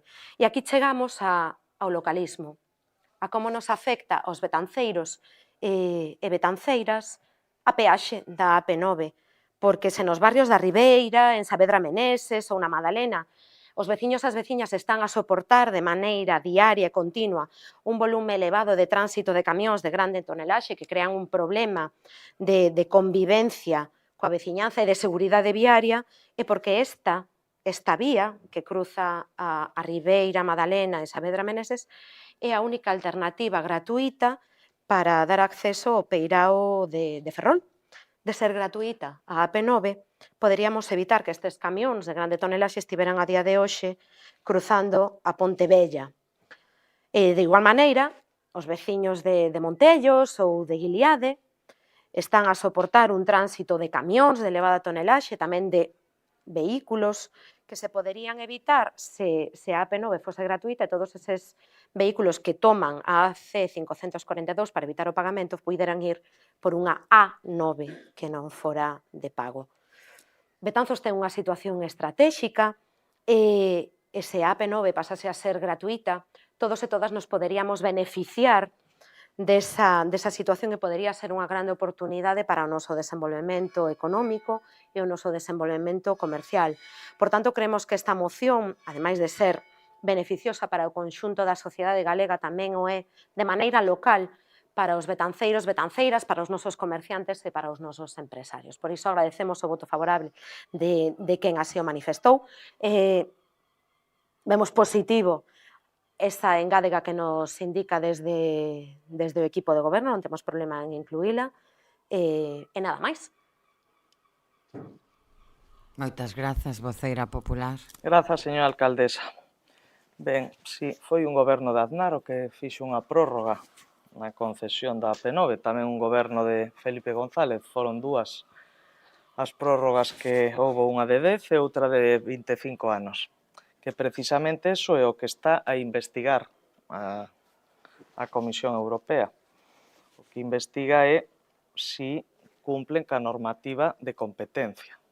Esas dúas prórrogas, que, por certo, naquel momento tiveron os informes favorables de todos os técnicos da Administración Xeral do Estado, foron aprobadas ambas as dúas prórrogas por Real Decreto, e tamén tiveron o voto favorable do Consello de Estado e da Avogacía do Estado.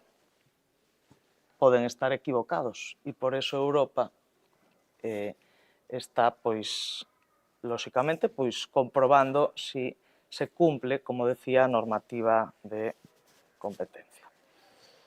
Eu creo que non nos deberíamos de olvidar dos compromisos que se adquiriron durante a campaña electoral por parte do Grupo Socialista, nin tampouco os compromisos que adquiriron o Grupo dos Socialistas co Bloque Nacionalista Galego para chegar a ese pacto de investidura, porque unha das cousas que recollía ese pacto de investidura era precisamente a liberación dos peaxes da AP9 e esa transferencia á Comunidade Autónoma de Galicia.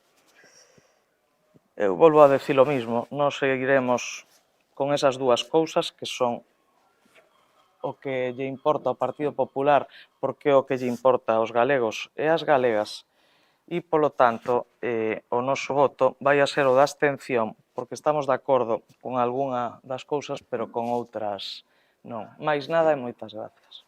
Moitas grazas, voceiro socialista. Moitas grazas, señora alcaldesa. Non, pois, con moitísima brevidade, eu non vou entrar si Felipe González ampliou 10 anos, si Aznar o ampliou 25. É certo, está aí, xa o dixen, o que sigo a defender é que sempre estivemos de acordo con esta autoestrada, posto que contribúe ao progreso de Galicia, pero se antes falábamos que lle había que poñer o cascabel ao gato que a asinatura dese convenio do consorcio, eu creo que hasta aquí, non? Que temos que xa liberalizar esas peaxes en todas as autoestradas que hai en Galicia, que é o que lle importa á cidadanía, que poidan ir ao seu centro de traballo ou poidan cruzar Galicia de norte a sur sin ter que facer pagamento a maiores do que xa ten que afrontar por os gastos de combustible ou de transporte. Polo tanto, o mesmo que apoiou o noso grupo, ainda que así non o fixera no Parlamento de Galicia, que foi exactamente os acordos que aquí se nos propoñen, nos aquí tamén os imos a apoiar e vamos dar tempo, non? Que eses compromisos electorales se materialicen. Esperemos que se materialicen nesta legislatura, posto que foi cando se comprometeu o actual goberno a facelo, e non tarden tanto como o compromiso electoral do señor Feijóo, que no ano 2009 prometeu que en 2 anos todos os concellos de menos de 20.000 habitantes íbamos a ter un centro de día, e seguimos esperando. Entón, nada máis que engadir. Moitas grazas. Eu vou engadir dúas cousas ao comentado polo voceiro socialista. Por unha banda, traendo a local, como facía a voceira nacionalista, a importancia de que a AP9 fose gratuita beneficiaría en moito a Betanzos, porque o sentido común dinos que non ten lógica que a Ribeira sexa nacional, nin a Pontevella, nin Saavedra Meneses. O sentido común di que esas rúas, o lóxico sería que fosen municipais, e poder afrontar unha reforma integral e humanizalas, porque teñen moitas carencias, ademais. Entón, como saben, o Concello solicitou a cesión da Nacional Sexta, que só foi posible ata ese cruce da Ponte Nova, precisamente polo que decía a voceira nacionalista, que ten que haber un enlace gratuito entre a Coruña e Ferrol, que ademais é utilizado sobre todo por vehículos pesados que non poden ir pola Ponte do Pedrido e que veñen por Betanzos, co que eso supón para Betanzos. Por tanto, sí, esa gratuidade sería importantísima, evidentemente, como usuarios e usuarias da AP9, por moitos motivos, pero para Betanzos en concreto tamén por estes outros dos que estou a falar. É só unha aclaración a unha afirmación que fixo a voceira do Partido Popular. É certo que o goberno de Felipe González prorrogou a concesión 10 anos, no seu momento, no ano 86, me parece, e o goberno de Aznar a ampliou por 25 no ano 2000.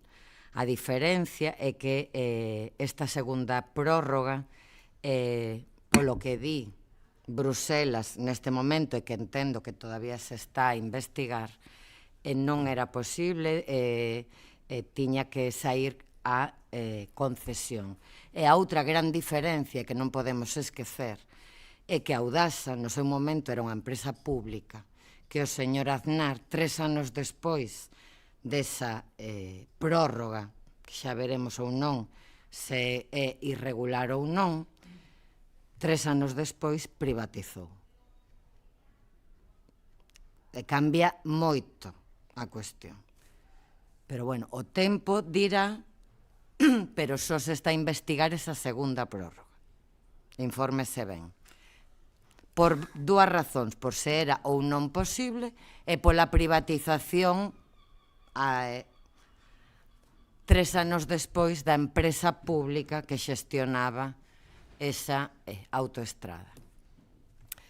Entón, voceira nacionalista, entendo que aceptan a adenda proposta polo voceiro socialista. Entón, con esa adenda, señor secretario, que se someta a votación este punto. Votos en contra? Ningún. Abstencións? 7 do Grupo Popular. E votos a favor? 9 dos grupos socialista e... Sí, este punto queda aprobado, co voto favorable do Bloque Nacionalista Galego e o Partido Socialista e a abstención do Partido Popular. Punto seguinte. E o punto 12, que é moción do BNG para a elaboración dun regulamento para a cesión dos locais sociais municipais. Voceira nacionalista ten a palabra. Grazas. O Concello de Betanzos posúe unha ampla rede de locais sociais municipais que se estenden por todo o núcleo urbano, a Condesa ou Pintor Seijo Rubio e por o ámbito rural en case todas as parroquias.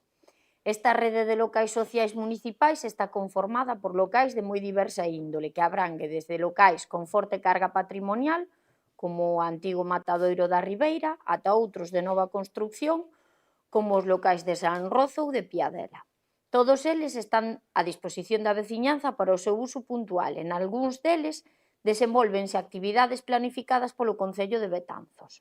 Por outro lado, desde o peche dos locais do andar superior do edificio do Mercado Municipal polas obras de remodelación, algúns destes locais danlle acollida a diferentes asociacións culturais ou doutra índole.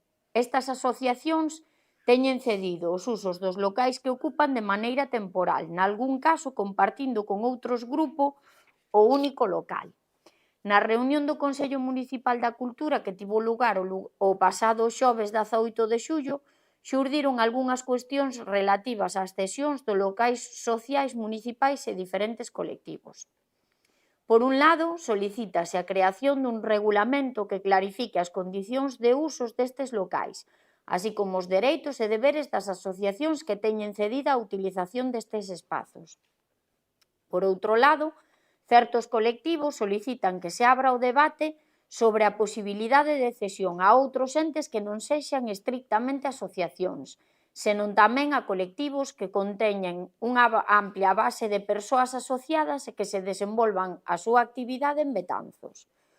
Por canto acontece ao Grupo Municipal do BNG, solicitamos ao Pleno da Corporación os seguintes acordos. 1. Instar ao Concello de Betanzos a redactar e a someter a aprobación o regulamento para a cesión dos locais sociais municipais ás asociacións e colectivos que desenvolvan a súa actividade no Concello de Betanzos, en que se recollan os seus dereitos e obrigas, así como un acordo de cesión asinado por ambas partes.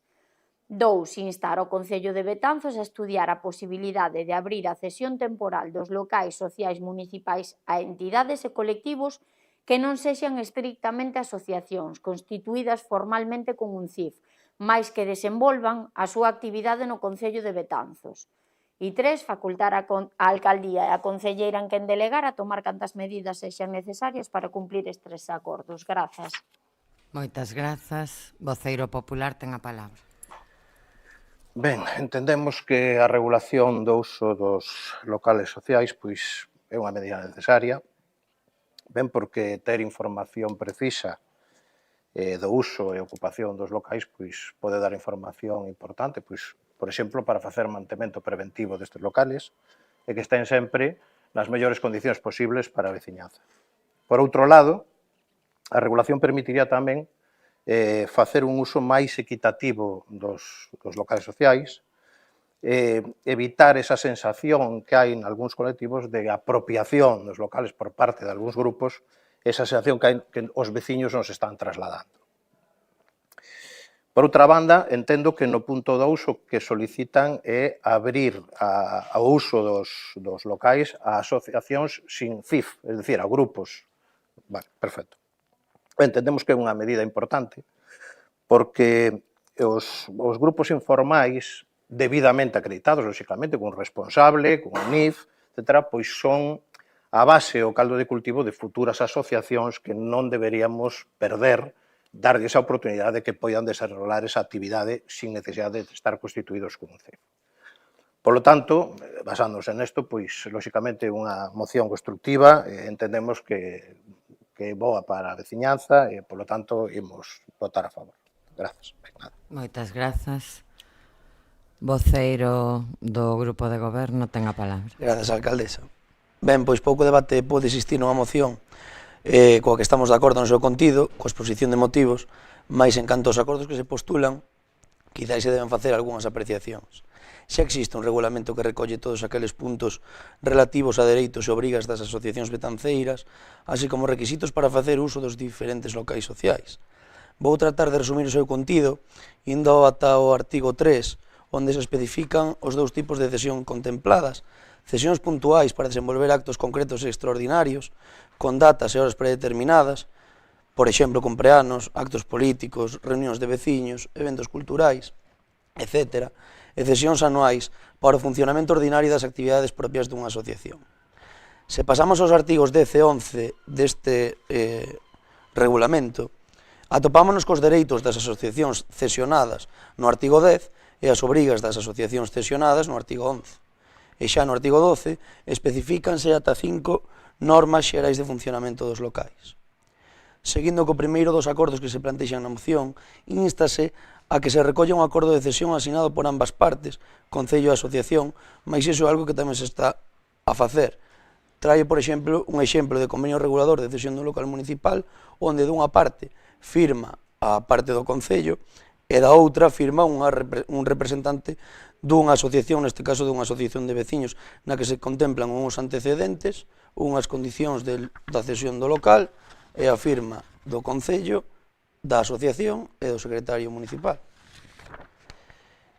É dicir, que iso que se demanda nese punto xa se está a facer. Tanto é así que este Concello dictou unha resolución no momento no que todas as asociacións que tiñan cedido un espazo no mercado de abastos municipal foron trasladadas a distintos espazos e locais municipais. No mesmo documento, no punto terceiro, menciónase literalmente que a formalización desta cesión documentarase cun convenio entre as partes. E xa que hoxe se trouxeron a pleno os premios Garelos, trouxen un exemplo dun convenio tipo co Club Xa de Betanzos, onde se recollen convenio regulador de cesión temporal de local municipal, onde se recollen os antecedentes, é dicir, porque unha vez validado ese mercado municipal de abastos se traslada a un local social, as condicións de cesión do local, as obrigas desta asociación, as condicións xerais, as normas de uso e a firma da alcaldesa, da asociación e do secretario. Segundo punto, en canto ao segundo dos puntos dos acordos, debes apreciar que o que se propón xa se está a producir. Se unha organización de calquera tipo solicita debidamente, a través da sede electrónica, mediante unha solicitude xeral, o uso dun local social, este concédese na inmensa maioría das veces, sexa ou non sexa unha asociación como tal, máis que desenvolvan actividades no noso concello. Trouxen varios exemplos de peticións a través da sede electrónica de solicitar un local social para o colectivo feminista das Mariñas no centro social X, o día X, para un número de persoas que tamén reflexen aquí, nun horario determinado que tamén reflexe aquí este colectivo, mas que tampouco se constitúe como unha asociación como tal. Outro exemplo diferente son asociacións que non teñen cedido un local municipal, ben porque non o precisan ou ben porque teñen un local propio, pero que puntualmente solicitan un local municipal para levar a cabo algunha das súas actividades. Por exemplo, trouxen aquí un que nos chegou fai escasos días da Asociación Pesquedellas, que non ten local, pero que expón que con motivo dos xogos florais anuais buscaban ter a oportunidade de levar a cabo unha xornada de obradoiros sobre pandereta e baile o día tal, nun local social do noso concello que evidentemente se lles contestará favorablemente. Non podo ofrecer unha porcentaxe dos casos nos que se accede ao solicitado, mas se non o son na súa totalidade, si conforman a grande maioría das peticións. Terceiro punto, deixando agora a legislación vixente a un segundo plano, consideramos que o sentido común debe prevalecer sempre, é dicir, temos locais sociais onde hai asociacións de veciños en funcionamento, temos outros no que hai asociacións que comparten o mesmo local ou teñen asignado algún, mas non o utilizan todos os días, e o que se debe facer é simplemente comunicar a todas as partes implicadas, coordinar as actividades a realizar, evitar que se produzan solapamentos nas actividades e consensuar os usos chegado o momento. Por especificar o tema, refirme, por exemplo, a cando coordinamos con vostedes o uso do local social de Infesta o día no que unha asociación de veciños remataba un curso e o vosso grupo político quería facer o uso do local.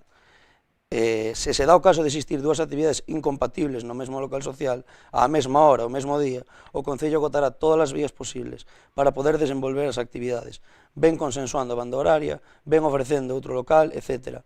Mais iso é algo que de momento creo que non se chegou a producir. Os nosos veciños e veciñas deben comprender tamén que os locais sociais son limitados, que hai asociacións que requiren de espazos grandes, pola cantidad de material ou pola propia actividade que realizan, que deben prevalecer as actividades que se organizan neles dende o propio Concello, cursos de memoria, obradoires de informática, ximnasia de mantemento, evitando así a súa cancelación por outros eventos na medida do posible. E para finalizar, quero resaltar que dende o Concello de Betanzos apostamos pola apertura á veciñanza de todos estes espazos municipais e co carácter social e que actualmente se están cedendo prácticamente todos os locais que nos solicitan. Pedimos a toda a veciñanza o cuidado deles porque son un eixe fundamental da nosa cidade pola actividade cultural, educativa, deportiva e social que neles se realizan e que evidentemente condenamos todas aquelas malas praxis que neles se realizan, como recentemente comprobamos no de Gileade, mas sendo un acto puntual, aínda que lamentable, seguiremos apostando pola súa cesión. Estamos xa a corrixir deficiencias, a implantar medidas de reforzo na súa seguridade de acceso, non só nese, senón tamén noutros, e agardamos que todos os locais sigan albergando moita vida cultural da nosa veciñanza. Nada máis nesta primeira intervención. Moitas grazas. Voceira nacionalista, ten a palabra. Grazas. Simplemente aclarar, non dudamos de que se concedan os locais sempre que se soliciten, sino é máis que nada un tema de transparencia, que a xente seipa cando o local está disponible ou non e que necesitan para pedir ese local. Non só puntual. A ver, normalmente a veciñanza ten moi claro como se utilizan esos locais se é puntualmente, sino máis que nada referímonos a eso, ao que son asociacións que non están constituídas como asociacións, pois o colectivo. E non só puntualmente, sino que teñan acceso a un local, igual que cualquier outra asociación que poida ter un CIF, pois sin ter que especificar quero pois para mañán, para a semana que ven ou para a seguinte, sino poder facer algún tipo de regulamento para este tipo de asociacións que legalmente non están constituídas porque non teñen unha constitución, pero sí que poidan optar a ese tipo a ese local permanentemente. Referímonos máis a eso e é importante sobre todo o tema das chaves.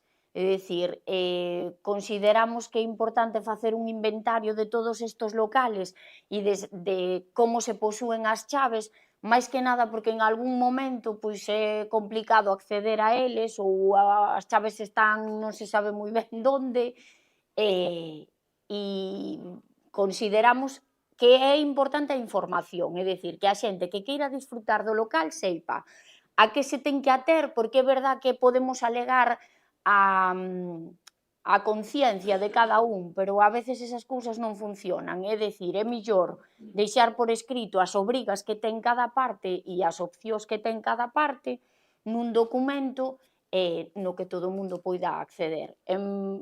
Por matizar un pouco, nada máis, grazas. Moitas grazas. Voceiro popular. Grazas, señora alcaldesa. Ben, dúas cousas simplemente ao respecto. O tema das chaves, que andan por aí non se sabe onde, pois indica que non está debidamente regulado. Un segundo punto que sí me gustaría aclarar é que a regulación non só é facilitar o uso, sino tamén registrar ese uso e dar visibilidade a ese uso á veciñanza. Quero dicir, ter un calendario de actividades, ver que días libres están, quen está ocupando os locales, etc. Non sei se esa información é pública xa está publicada, e a utilizan para o que comentaba eu ao principio, pois, por exemplo, para facer un mantemento preventivo dos locales e que sempre estén perfectos. Non sei se iso se está utilizando ou existe ese registro electrónico onde se pode consultar e mirar. Eu non o sei, pregunto. Por outro lado, entendemos que, que é unha medida necesaria, que este todo debidamente regulado e accesible. Vamos a apoiar a moción e máis nada, gracias. Moitas grazas. Voceiro socialista. Ben, por aclarar os usos dos locais, recentemente fai xa algúns meses, actualizouse na página web do Concello un apartado en participación cidadá no que aparecen todos os locais sociais, a súa ubicación, as asociacións que están neles e os horarios que esas asociacións teñen predeterminado. Polo tanto, como base para que a veciñanza saiba cales locais primeiro se poden ceder porque non na súa totalidade se ceden para eventos puntuais, pero si na maioría poden saber primeiramente eso e despois cando teñen programado, calendarizado o uso dos locais por parte das asociacións que, como sabedes, e estaba recollido tamén na moción, agora hai moitas máis desde que non están aquí no edificio do Mercado de Abastos. Por lo tanto, como base para iso que matizabas, despois, se hai na página web do Concello esa información. Se se quere facer un regulamento para non asociacións, creemos que ten moitos matices, dous en concreto. O primeiro matice, a limitación dos propios locais sociais, son moi limitados, son escasos e non chegan para todo o mundo. E a outra matización é a cantidade de organizacións que se poden colar aí e que quizáis non teñan unha finalidade obxectiva para o uso destes locais. Podemos estar falando de amigos de multitude de cousas, podemos falar de xeracións do 85, do 90, podemos falar de colectivos, podemos falar incluso de grupos políticos ou de simpatizantes de algún grupo político, é dicir, hai un calado de grupos ou colectivos que sí que me parecenos difícil de abordar porque xa están saturados os locais sociais, tal e como estemos agora, por parte do Concello, polas actividades que se realizan neles e por parte das asociacións, como para formar agora outro regulamento para estas non asociacións, a nos parecenos doado e ademais queda registrado no Concello, como decía tamén o señor do Partido Popular, que se o fan a través da sede electrónica, queda registrado na sede electrónica, esa información chega tamén á Policía Local, para que saiban que ese local social ten un uso puntual e que ese día vai haber actividade nel e, polo tanto, temos ese control tanto nas chaves como por parte da autoridade deste Concello. Nada máis. Moitas gracias. Moitas grazas. Eu matizaría unha cousa que dixo o voceiro do equipo de goberno. Evidentemente todo é mellorable, pero eu non diría que hai poucos locais sociais. Hai bastantes, o que temos é moita actividade, moitas asociacións culturais, veciñais, deportivas, sociais e de todo tipo. Entón, casi todas teñen un local cedido, moitas delas cedido, outras acabamos de reubicar coa obra no mercado, que estaban aí, pero todas compartindo local, en algúns locais a 2 ou 3, dependendo da actividade de cada unha. Entón, agora están repartidas por todos os centros sociais. Quizáis non é óptimo, o Gallao ves un espazo no que de ceder locais, pois como era parecido que tiñan aquí, porque eso tamén favorecía, dito por elas, pois a compartir, a colaboración, etc. Pero neste momento non o temos, entón, evidentemente, non son ilimitados, non podemos ceder un a cada entidade creada oficialmente e tamén a todos os colectivos non creados oficialmente, porque son infinitos. Entón, claro, pareceme difícil de regular eso que entendo se comentaba nesta segunda intervención. Entendendo que, como ben se decía, dentro do Concello tratamos de facilitar o máximo posible tanto a entidades constituídas como as que non, sempre que é posible. Pero, bueno. Ben, pois que se someta a votación, señor secretario, esta moción. Votos en contra? Ningún. Abstencións? 6 do Grupo Socialista. E votos a favor? 7 do Grupo Popular e máis 3 do Grupo. Ben, pois queda aprobado co voto favorable do Bloque Nacionalista Galego e do Partido Popular e a abstención do Partido Socialista, que, aclaro, se debe a eses matices.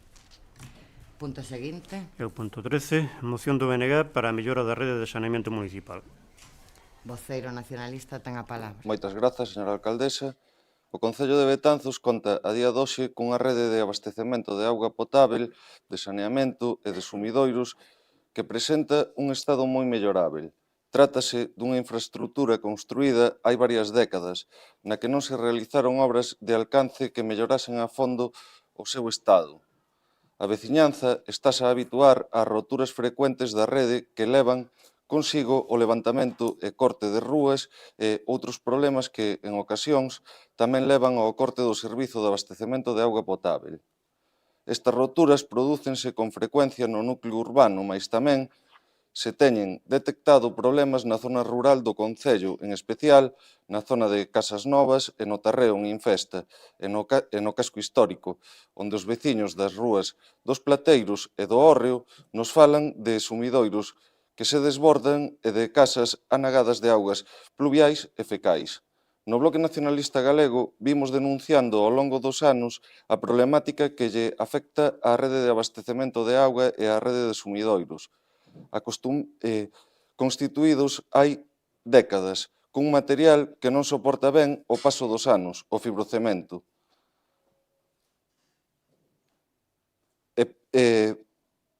Pedindo en numerosas ocasións que se realice un estudo a fondo do estado de ambas infraestructuras e se estableza un cronograma para a reparación da rede na súa totalidade. A día de hoxe, continuamos cunha infraestructura anquilosada en que non se realizan reparacións de alcance, en que se parchea continuamente as fugas sen actuar a fondo no problema. Por canto antecede, o Grupo Municipal do Bloque Nacionalista Galego solicita ao Pleno da Corporación a aprobación dos seguintes acordos. Primeiro, instar ao Concello de Betanzos a realizar un estudo a fondo do estado da rede de abastecemento de auga potável e de sumidoiros tanto no casco histórico como no núcleo urbano e na zona rural do municipio, co fin de detectar os posíveis problemas que existan. Segundo, instar ao Concello de Betanzos, a unha vez realizado este estudo, establecer un cronograma para a reparación das problemáticas que lle afectan á rede de abastecemento de auga potável e de sumidoiros. Terceiro, facultar á Alcaldía e á Concelleira en quen delegar a tomar cantas medidas sexan necesarias para cumprir estes acordos. Moitas grazas. Voceiro popular, ten a palabra. Bueno, estamos de acordo desde o Grupo Popular en cada un dos puntos que propón o Bloque Nacionalista Galego e por hora nada máis, grazas. Moitas grazas. Voceiro socialista, ten a palabra. Grazas, señora alcaldesa. Como sinala o Bloque Nacionalista Galego na súa exposición de motivos, Betanzos consta cunha rede de abastecemento de auga antiga de varias décadas que pola súa antiguidade, así que por moitos materiais polos que está composto, pois quedouse prácticamente obsoleta hai xa moitos anos ao longo de todo Betanzos. Con todo, noutros moitos sitios ao longo e ancho da nosa localidade, esta situación vense enmendando a través das diferentes actuacións que se veñen desenrolando nos últimos anos. Actuacións importantes nas que se produce unha renovación integral de todas as redes, nas que, no caso de existir fibrocemento, estas son sustituídas por materiais como fundición ou polietileno.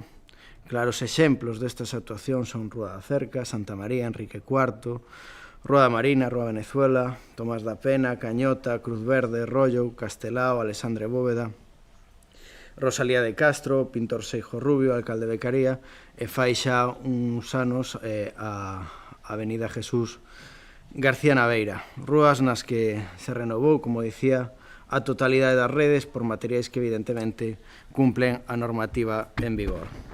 A pesar destas actuacións, somos conscientes de que queda moito por facer e que vendo as diferentes incidencias que se producen nos últimos anos, meses e días, esta necesidade de planificar as actuacións son unha prioridade. Unha necesidade que debemos de levar a cabo unha vez se finalicen as obras da nova etapa e que a través do estudo de necesidades do servizo poderemos coñecer que custos enerxéticos temos e cara a que tipo de xestión poderemos ir.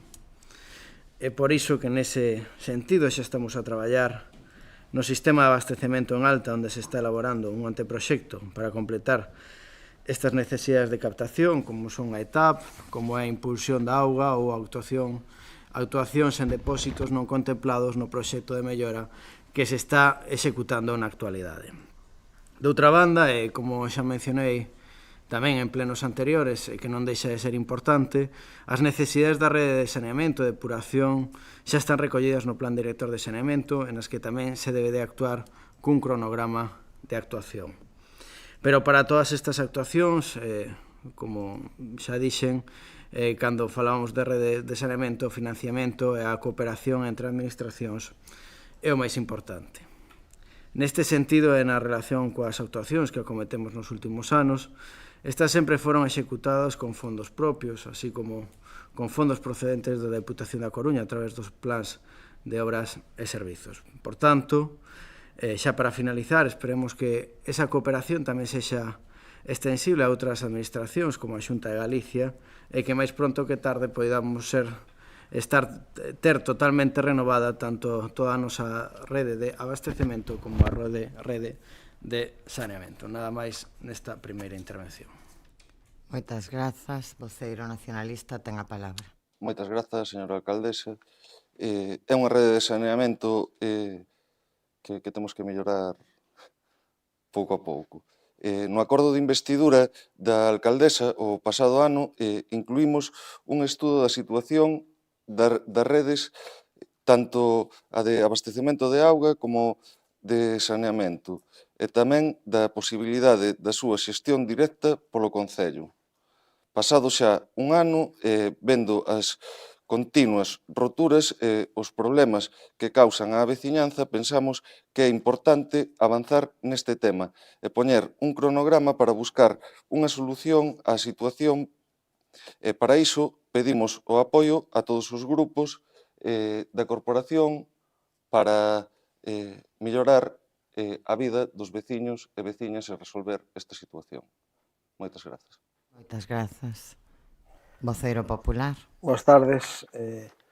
Bueno, todo o que comenta o concelleiro do goberno soa moi ben, seguro que está todo ben feito, pero soa máis ben a un mantemento correctivo que non preventivo. Votamos un pouco en falta que impide esta moción non axude, pero vamos a intentar aportar o noso grao de area. Neste caso, neste mundo que vivimos, sabemos que, como ben di o concelleiro, temos unha rede de abastecemento moi bella. Fixéronse moitos avances, quedan moitos por facer, pero estánse a facer cando rompen as cousas. Entonces, entre facer unha cousa nova ou reparar as cousas cando rompen, pois hai un mundo moi aberto hoxe en día no século XXI, como é o mantemento preventivo. Voulles falar de 2 ou 3 ferramentas que poderían axudar. Hai sistemas de televisión, de cámaras CCTV que se poden meter polas tuberías, nas que se pode ver o estado das tuberías. Hai sistemas de vibracións con equipos chamados xeófonos que nos poden decir onde están as roturas e as perdas pequenas de auga antes de que sean máis grandes. Hai equipos de ultrasonidos que nos van a decir o grosor das tuberías que nos poden axudar a plantear de unha maneira preventiva cando cambialos e poder sanear para cambiar, polo que ben di, os futuros componentes como PVC e politilenos. Son cousas que entre unha cousa e outra pois habría que telas en conta para intentar mellorar o estado da rede que temos actualmente no pobo. Teño aquí unha dúbida que non se falou dela, e si dispón o Concello de Betanzos dunha instalación de descalcificación. Non o sei, porque todos sabemos os problemas que provoca os atascos. Normalmente, a maior parte de todas as roturas provocadas por alta presión é porque atasca algo, debido a algo. Unha instalación de descalcificación pois podría axudar en este caso. Por último, non sei se falou o concelleiro tamén de axudas da Xunta. Non sei se saben que o mes pasado, casualmente, a Xunta de Galicia pois lanzou un concurso para digitalizar as redes de abastecimiento nos municipios de menos de 20.000 habitantes por un valor de 5,8 millóns de euros. Hubiera sido, ou o mellor, fixéronse facer ou pedir neste caso axudas, pero penso que acabou ayer o prazo. Eu se o hubiera sabido antes o hubiera dito, non sei, neste caso se xa o sabían e fixeron axuda había, saleu o mes pasado. Que? para dixatilizar, neste caso, sí. Non, a rede neste caso non. Estamos falando de outro tipo de axudas que todo axuda. Correcto. Nada máis, grazas. Voceiro do Grupo de Goberno. A señora alcaldesa. Ben, bueno, quero manifestar que un pouco a colación da segunda intervención do portavoz do Grupo Popular, que falaba que eu mencionaba simplemente labores de mantemento como arranxos puntuais que se fan, pois creo que falei dunha serie de actuacións moi importantes, con importantes investimentos que se viron facendo durante estes últimos 10-12 anos, non? Intervencións nas que se cambiaron, como decía, todas as redes, tanto de saneamento como de abastecemento, que non son un simple parche. Quero insistir, e que tamén o dixe na primeira intervención, que existen esas deficiencias porque son unhas redes moi antiguas e dentro desa priorización que ven realizando o Grupo de Goberno desde hai anos, evidentemente son as actuacións que se veñen desenrolando na zona do casco histórico e tamén evidentemente na zona urbana. Insistir en esa necesidade de priorizar novas actuacións que se teñen que tamén dirimir unha vez que este rematada a nova etapa e coñezamos claramente cales son os custes enerxéticos que teremos que afrontar para logo ter claro cara a que modelo de xestión debemos de ir, evidentemente, en ese momento actuaremos conforme, como mencionou o portavoz do Grupo Nacionalista, co pacto de investidura. E cando, para rematar, e cando falaba tamén o portavoz do Grupo Popular desas axudas, desde logo que estamos de acordo que calquera axuda que veña de calquera administración evidentemente é benvida, pero bueno, unha digitalización das redes de saneamento e de abastecemento, pois sí, que claro que é unha axuda, pero algo que xa existe porque o ven realizando puntualmente o Departamento de Obras e tamén o Departamento da empresa que xestiona a auga, unha vez que se van realizando pois todas as actuacións. Cando falamos de cooperación e de colaboración, é dicir, falando claro, como fala moitas veces vostede, que veñan os cartos, cumplir pois a normativa que marca a Xunta de Galicia na Lei de Augas de Galicia, na que di moi claramente cales son as súas competencias. Por tanto, cooperación, que veñan cartos, para que, como dicía ao final da miña primeira intervención, máis pronto que tarde podamos ter todas as nosas redes, tanto de abastecemento como de saneamento, nas mellores condicións posibles. Nada máis. Moitas grazas. Señor secretario, que se someta a votación. Ben, votos en contra. Abstencións. Votos a favor. Por unanimidade. Por unanimidade. Punto seguinte. O punto 14, moción do PP para a compra da Casa Gótica. Voceira Popular ten a palabra. Señora alcaldesa. Ben, o pasado luns 10 de xuño publicouse no Diario Oficial de Galicia unha resolución que ten por obxecto convocar para a anualidade de 2024 o acceso ao Fondo de Cooperación para o apoio ao financiamento de actuacións de rehabilitación e conservación do patrimonio construído en concellos de menos de 50.000 habitantes. Poderán acceder a este financiamento a través do Fondo de Cooperación, como decía, os concellos de menos de 50.000 habitantes e con cargo a este fondo poderán financiarse total ou parcialmente as seguintes actuacións. Aquelas promovidas polos concellos no desenvolvemento das competencias que lles atribúe a Lei 1/2019 do 22 de abril de rehabilitación e rexeneración e renovación urbanas de Galicia ou a legislación urbanística en relación cos deberes de conservación e rehabilitación. Aquelas de rehabilitación e rexeneración urbana realizadas polo Concello dentro das propias políticas municipais en materia de conservación e recuperación do patrimonio construído, a adquisición de inmobles para a súa posterior rehabilitación e, por último, a elaboración de plans especiais de protección. Poderánse financiar as actuacións iniciadas con carácter previo á presentación da solicitude de acceso a financiamento sempre que estean en execución nesa data. E as actuacións obxecto de financiamento deberán executarse no prazo máximo de 4 anos nos supostos previstos nas letras A, B e D do número 1 e de 2 anos para os casos establecidos na letra C. Estes prazos empezarán a contar dende o día seguinte ao da data de sinatura do correspondente convenio de financiamento. Quinto, condicións do financiamento. Ningún concello poderá presentar unha ou varias solicitudes de disposición de fondos que individual ou conxuntamente excedan o 25% do total do importe co que está dotado o Fondo de Cooperación, é dicir, un máximo de 600.396 euros, e non se admitirán aquelas solicitudes que superen o dito límite.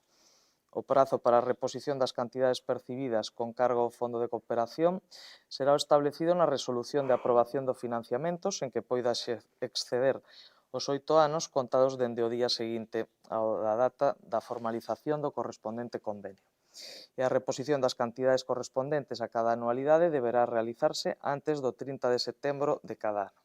E o importe que vai repoñer o Concello en cada anualidade non poderá ser inferior ao 10% do importe total transferido. O prazo de presentación de solicitudes comenzará o día seguinte ao da publicación desta convocatoria, é dicir, o 11 de xuño, e rematará o 31 de outubro deste ano. Polo exposto, o Grupo Municipal Popular no Concello de Betanzos presenta a seguinte proposta de acordos. 1. Instar ao Goberno Local de Betanzos a estudar e valorar a posibilidade de mercar e rehabilitar a Casa Gótica no marco do Fondo de Cooperación da Xunta de Galicia. E 2. E último, que a alcaldesa ou concelleiro no que delegue leva bo fin estos acordos. Máis nada e moitas grazas. Moitas grazas. Voceira nacionalista ten a palabra. Moitas grazas, señora alcaldesa. Ben, o 2 de outubro de 2008, e a data importa, tiña lugar quizáis un dos episodios máis lamentáveis, máis tristes da historia do noso casco histórico, que é o derrubamento planificado da casa máis antiga do noso núcleo urbano. Os veciños e as veciñas viñan alertando ao longo dos días do que se estaba a facer, do colocamento das estadas, do colocamento das lonas, mais o goberno daquela altura de María Faraldo optou pola inacción e por mirar para outro lado. Desde ese mesmo momento, o BNG pediu accións, pediu multas, pediu a reconstrucción subsidiaria do inmóvel e xa últimamente pedimos a súa expropiación para que acollese equipamento sociocultural para a totalidade da veciñanza do casco histórico, en concreto un centro de interpretación do noso casco. Nós sempre estivemos a favor da rehabilitación, agora xa a reconstrucción da Casa Gótica, mentres que outros deixaron que caera. Traen hoxe a proposta para comprala e entendemos que iso implica chegar a un acordo económico co seu propietario, é dicir, pagar aquilo que se nos pida por un solar que hoxe está baleiro a mantenta. É dicir, imos de comunicar ou facer ver aos propietarios e propietarias con vivendas no noso casco histórico que poden deixar caer as súas casas, que o Concello lles vai comprar as ruínas ao prezo que eles marquen e negocien. De feito, autocorríxome, non é que poden deixar caer as súas casas, é que poden derrubar intencionadamente as súas casas e o Concello, co diñeiro de toda a veciñanza, vai a comprar. E o exemplo que estamos dando é tremendo, porque queremos premiar, de alguna maneira, a quen destrúe o patrimonio, a quen o tira pedra a pedra e a quen non fai nada para o mantemento dun patrimonio que poña o que poñan as escrituras e de todos e todas. E nós creemos que iso non pode ser. E non pode ser polo exemplo que supón e porque lle debemos a aqueles propietarios do casco histórico que efectivamente si coidan as súas casas e fan as cousas ben. Nos creemos, ademais, que esta proposta ven fora de calquera tipo de plan, é dicir, viuse que había este fondo e iluminouse unha lámpada. É dicir, o que cumpriría facer sería un inventario daquelas casas que están nun estado certamente ruinoso, valorar as opcións para as que se poderían destinar esas casas, fosen a vivendas para alugueiro social ou fose para equipamento sociocultural para uso e disfrute da veciñanza do casco histórico da totalidade dos betanceiros, e logo buscar os fondos, e non a inversa, é dicir, hai estes fondos a ver en que fago con eles. E conclúo recalcando a idea central, é dicir, no BNG sempre imos estar a favor de rehabilitar, de conservar e de poñer en valor todos, absolutamente todos os elementos que conforman o patrimonio dos betanceiros e das betanceiras. Pero non podemos estar a favor, é dicir, estaremos en contra de premiar a quen agrede cos seus actos o patrimonio de absolutamente todas nós. Nada máis nesta primeira intervención. Moitas grazas. Voceiro do Grupo de Goberno ten a palabra. Grazas, señora alcaldesa. Ben, dende o Goberno local, unha vez que vimos a publicación desa orde que fai referencia o Grupo Popular na súa moción, pois empezou a traballar na elaboración dun proxecto, non, para presentar a devandita convocatoria. Un proxecto para dar por finalizada a recuperación, a rehabilitación do convento de Donas e a posible posterior urbanización do seu entorno.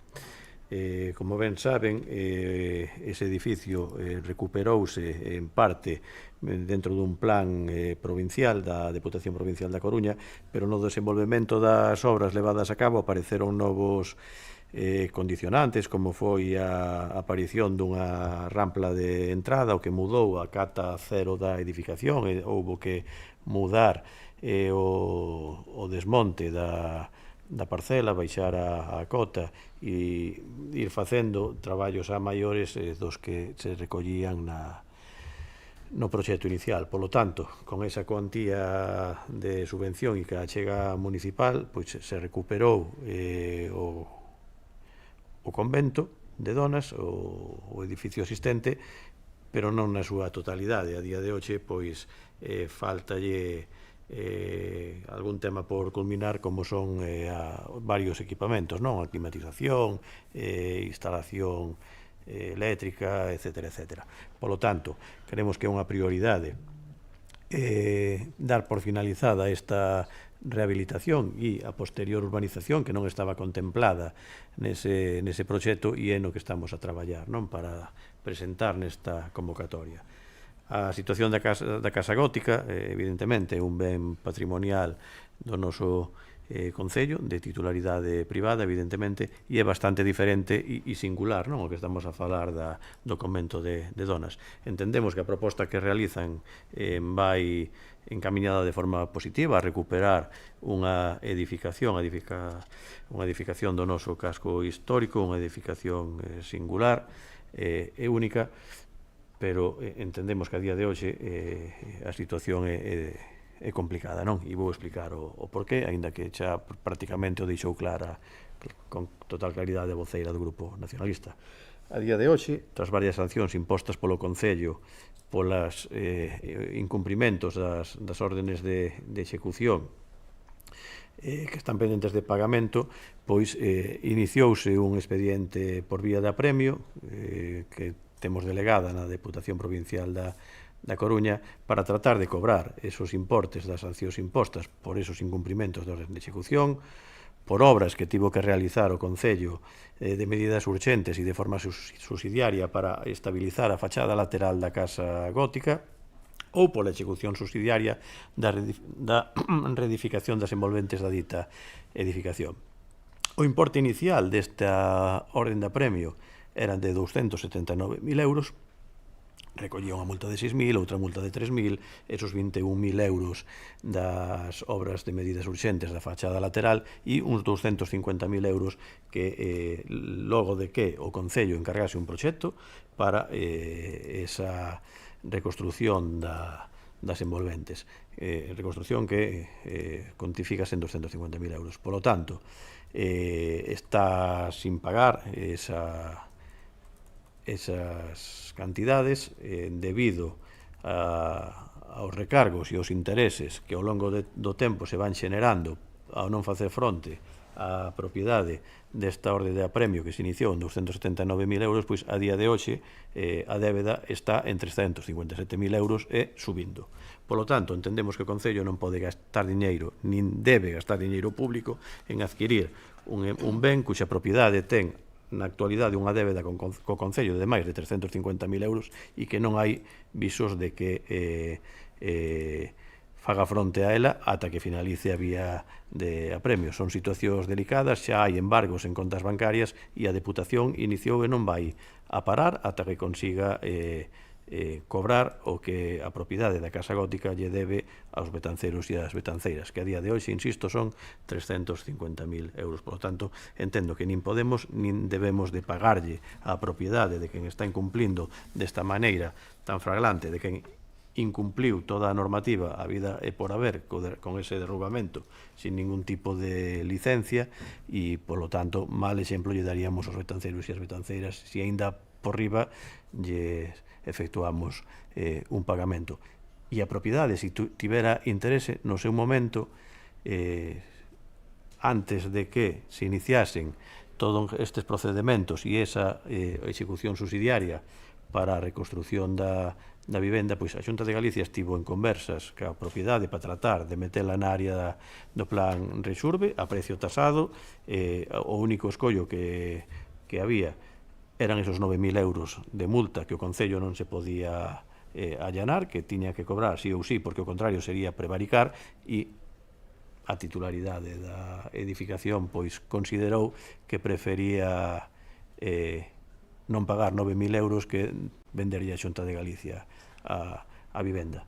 Esta situación da Casa Gótica, e entendendo que están a facer unha petición positiva, entendemos que non debemos de utilizar estes fondos, de conquerilos para este fin, e que os debemos de destinar, por exemplo, para o proxecto no que estamos a traballar, que é a rehabilitación total e definitiva do convento de Donas. Nada máis que engadir nesta primeira intervención.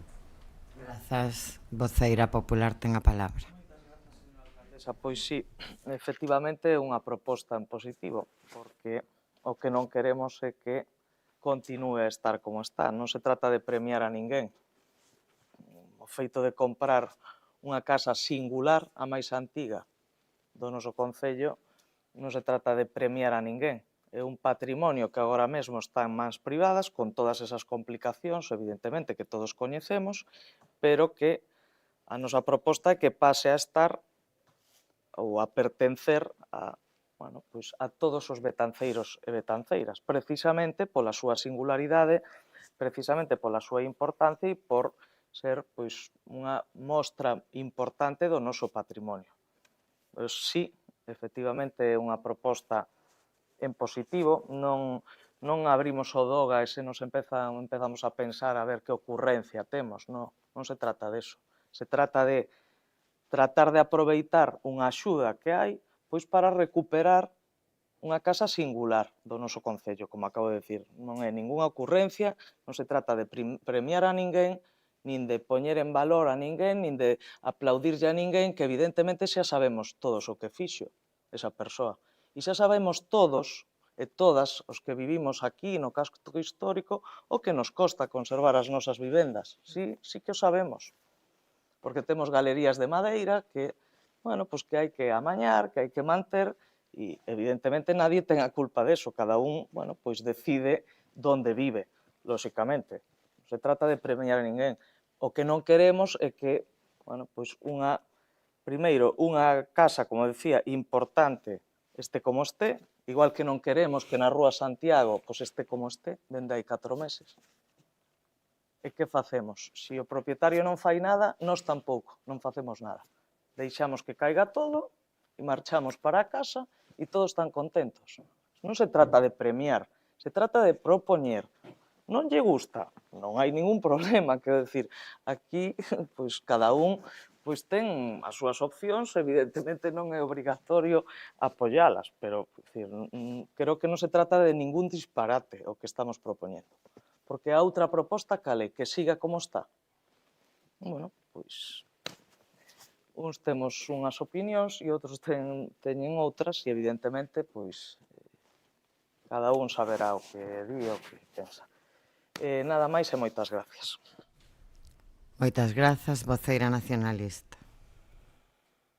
Ben, comezando polo que comentaba o voceiro do equipo de goberno, parecenos sumamente positiva a opción que valora o goberno local para o Fondo de Compensación, é dicir, iniciouse unha obra no convento de Donas e compre pechar o ciclo, por así dicilo, dar por rematada ese investimento inicial e abrir o convento de Donas para o seu uso e para revitalizar tamén a zona da Condesa. Parecenos unha boa opción e esperemos que chegue a bo porto.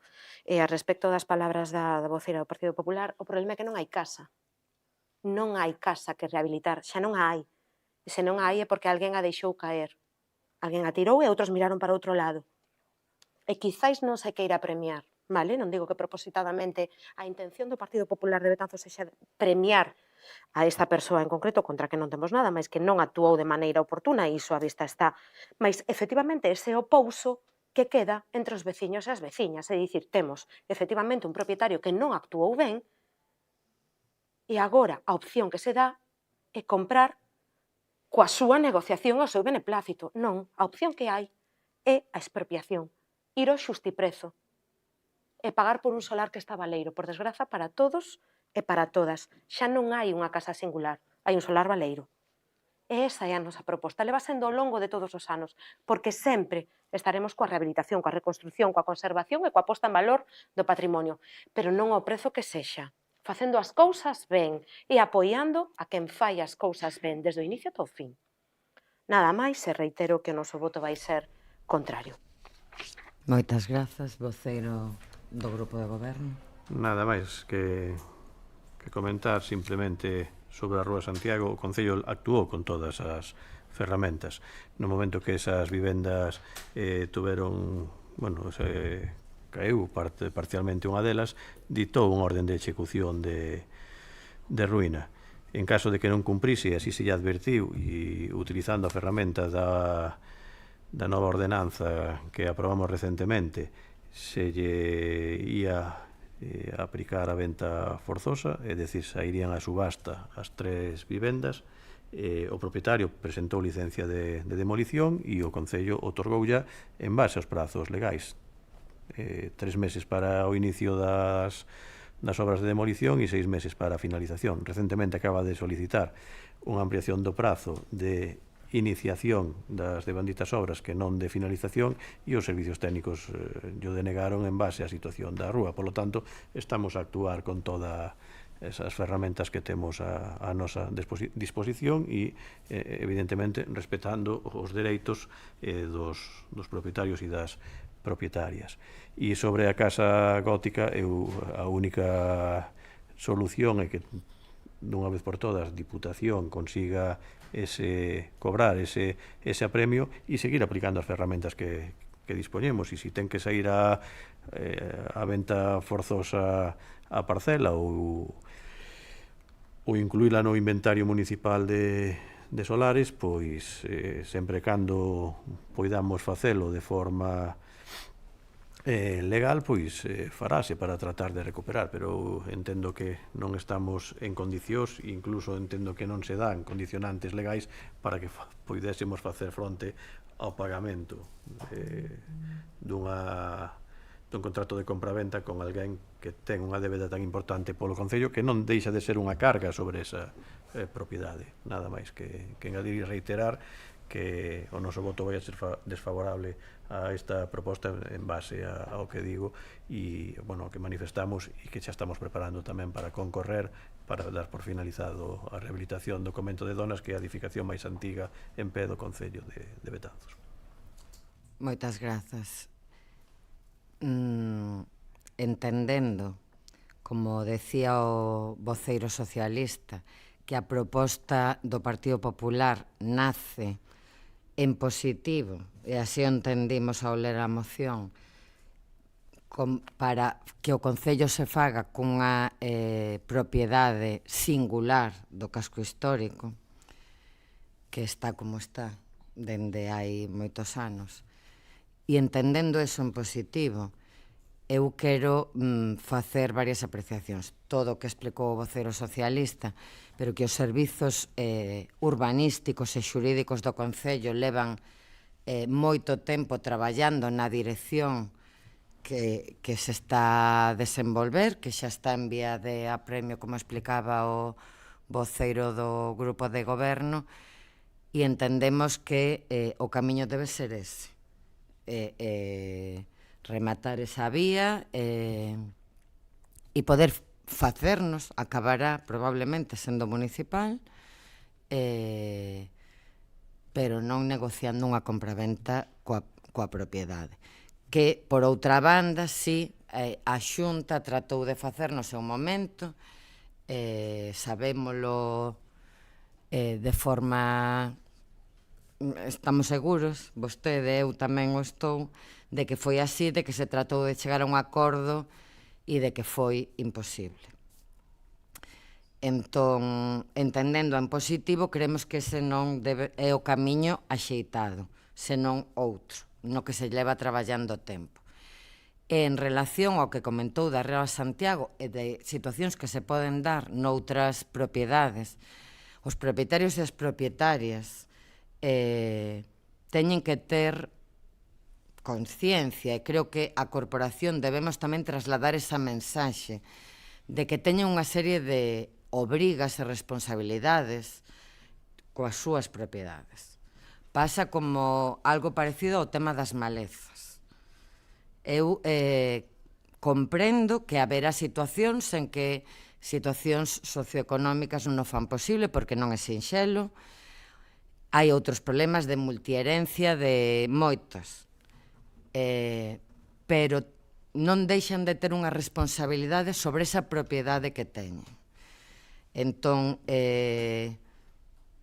pois hai varios camiños, porque na Rúa Santiago non pasou nada, en outras ocasións, pois, porque non pasou nada, pero podería ter pasado. Podería ter pasado. E a seguridade, que falábamos antes falando do paso a nivel, e agora falando de posibles derrubos no casco histórico, pois a seguridade debe ser a prioridade para as administracións. Entón, creo que cando falaba, ou eu así entendo, ou eu o que digo é que non podemos trasladar a mensaxe de que esa é unha edificación singular, evidentemente. Aquí estamos a falar dunha edificación nunha situación privilexiada. Eu comprendo que é horrible, horroroso subir a Rua do Castro e ver eso aí, pero eses propietarios teñen unha serie de dereitos, pero tamén unha serie de obrigas, aos que non debemos allanar o terreo, senón que antes de chegar a este punto, eles e elas deben ser responsables e saber as obrigas, os dereitos que teñen, pero tamén as obrigas que teñen. E creo que esa debe ser un pouco a mensaxe que a corporación debe lanzar, entendendo as múltiples situacións que se dan en todo o casco, que hai múltiples e de todo tipo. Pero precisamente estas dúas que se comentaron hoxe nesta moción, pois poderían non estar nesa situación, tamén por múltiples razóns. Por tanto, creo que non é a mensaxe adecuada a lanzar a veciñanza. Non sei se me explico con claridade. Entendendo en positivo, que entendendo o fondo en positivo, pero o camiño creemos que debe ser outro. Por iso vai a ser o noso voto en contra. Señor secretario, que se someta a votación este punto. Votos en contra. 6 do Grupo Socialista e 3 do BNG. Abstencións e votos a favor, 7 do Grupo Popular. Ben, pois este punto, esta moción queda rexeitada cos votos en contra do Bloque Nacionalista Galego e do Partido Socialista e o voto a favor do Partido Popular. Punto seguinte. Arrobos e preguntas. Antes de dar lectura, Vamos a dar lectura ás respostas ás preguntas do pleno anterior. Voceiro do Grupo de Goberno ten a palabra. Grazas, alcaldesa. Contestación ás preguntas realizadas no pleno de xuño de 2024. Respostas ás preguntas do BNG. Sobre o lavadoiro das cascas, en pasadas semanas realizáronse diferentes tarefas de mantemento na zona. Non finalizados estes traballos, en próximas datas realizaránse labores de pintado e retirada de malezas no dito lavadoiro.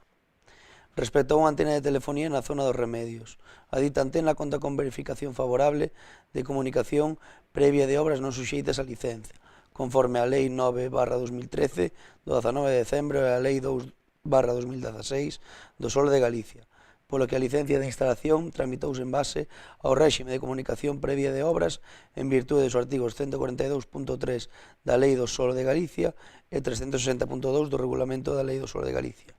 En particular, incluído dentro da definición e acto recollido no apartado B do artigo 360.3 do Regulamento da Lei do Solo de Galicia, a execución de obras ou instalacións menores. Réxime aplicable en tramitación, artigo 360 a 363 do Regulamento da Lei do Solo de Galicia e conta, entre outros, con resolución de autorización emitida pola Dirección Xeral de Patrimonio Cultural de Galicia. Será necesario presentar unha nova documentación previa de obras cando se dispoña a instalación de antenas e equipos de radio e, unha vez completadas as obras de instalación, deberá presentarse nos termos dos artigos 24 da LECEGA e 11 do RIAE unha comunicación previa de inicio da actividade. Sobre o estado dos soportais da Cañota, operarios municipais realizan a diario traballos de limpeza na zona. Estes traballos acentúanse nas fins de semana con baldeo a primeira hora da mañá.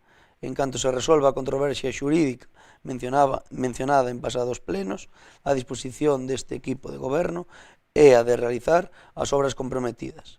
Respecto ao estado do barrio dos Remedios e Saavedra Meneses, nestas datas, operarios municipais están a realizar traballos de limpeza nesa e noutras zonas. Nestas épocas, os traballos deste tipo intensifícanse por motivos meteorolóxicos. Sobre os baños de pasatempo, os devanditos baños foron precintados debido a unha fuga de agua que existía na zona. Unha vez localizada e reparada a dita fuga, estes foron abertos ao público. Respecto a malezas no Valdoncel, en pasadas semanas e aproveitando os cortes de tráfico con motivo da Feira Franca Medieval, realizáronse labores de limpeza de maleza nesa zona, así como actuacións de emerxencia no pavimento no seu paso pola antiga Nacional Sexta. Sobre a información dunha licenza en Rosalía, o goberno local trasladoulle a información solicitada ao representante veciñal que o solicitou no seu momento. E respecto ao parque infantil da Ribeira, de maneira reiterada este parque sofre actos incívicos que provocan o continuo mal estado do parque. Estas situacións son corrixidas semanalmente por operarios municipais. Con todo, nos últimos meses, o equipo de goberno local ven traballando na realización dunha auditoría e posterior cronograma de actuacións nos parques do termo municipal de Betanzos. Respostas ás preguntas do Partido Popular. Respecto aos excrementos de mascotas nas rúas, as rúas de Betanzos son limpadas a diario por operarios municipais. Unha vez pasado o verán, realizarase unha campaña de sensibilización de recollida de excrementos de mascotas. Sobre as escaleiras de Nosa Señora, en próximas datas realizaránse as mencionadas tarefas. Respecto ao funcionamento do servizo de comedor de Vales Villamarín, esta pregunta foi respondida pola alcaldesa. Sobre o parque infantil de As Donas, o de Bandito Parque, así como todos límpanse de maneira reiterada, somos conscientes de que os mesmos son mellorables. Respecto á instalación de cableado na zona da Rúa Travesa, a instalación de cables e caixas na Rúa Travesa foi puntual e motivado pola instalación de paradas nesta rúa con motivo da Feira Medieval. Cables que se instalaron co tempo necesario para facer o proxecto e a dirección de obra necesarios para solicitar o boletín de suministro electrónico eventual. A retirada comenzouse o luns, día 15 de xullo. Sobre o mantemento das pontes de madeira, ambas as pontes son revisadas e reparadas continuamente por operarios municipais. Respecto ao paso de peóns na estrada de Castela, o goberno municipal estudará unha posible reubicación do dito paso en base aos informes pertinentes. E sobre os refugallos da obra da Praza do Emigrante, os entullos que mencionan amontóanse e retíranse na mesma xornada para o posterior traslado e tratamento dun xestor autorizado de acordo con plan de xestión de residuos da obra. Nada máis. Moitas grazas. Voceiro nacionalista ten a palabra. Moitas grazas, señora alcaldesa. Primeira, o Concello de Betanzos aprobou unha ordenanza para impulso da lingua no Concello de Betanzos en decembro de 2016. Esta ordenanza foi ampliada por unhas instruccións para o uso da lingua no Concello e nas empresas concesionarias neste mesmo mandato e en cumprimento do Pacto de Investidura.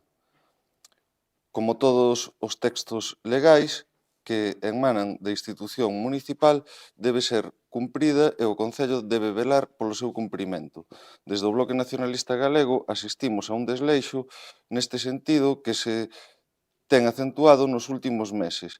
Ese desleixo vese nos actos públicos, na cartelería de actividades organizadas ou patrocinadas polo Concello ou nos propios plenos municipais.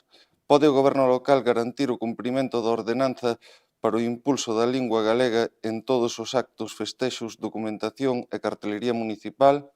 Segunda, o día 19 de xullo, a prensa galega recollía unhas declaracións da alcaldesa do Concello de Betanzos en que explicaba que o mercado municipal, actualmente en proceso de restauración, non ia ser xestionado de maneira directa pola institución municipal, falando de externalización da xestión. Segundo a alcaldía, estaríase a valorar diversas opcións e habería numerosas empresas interesadas. Pode o Goberno local explicar as opcións que se están a valorar a día de hoxe?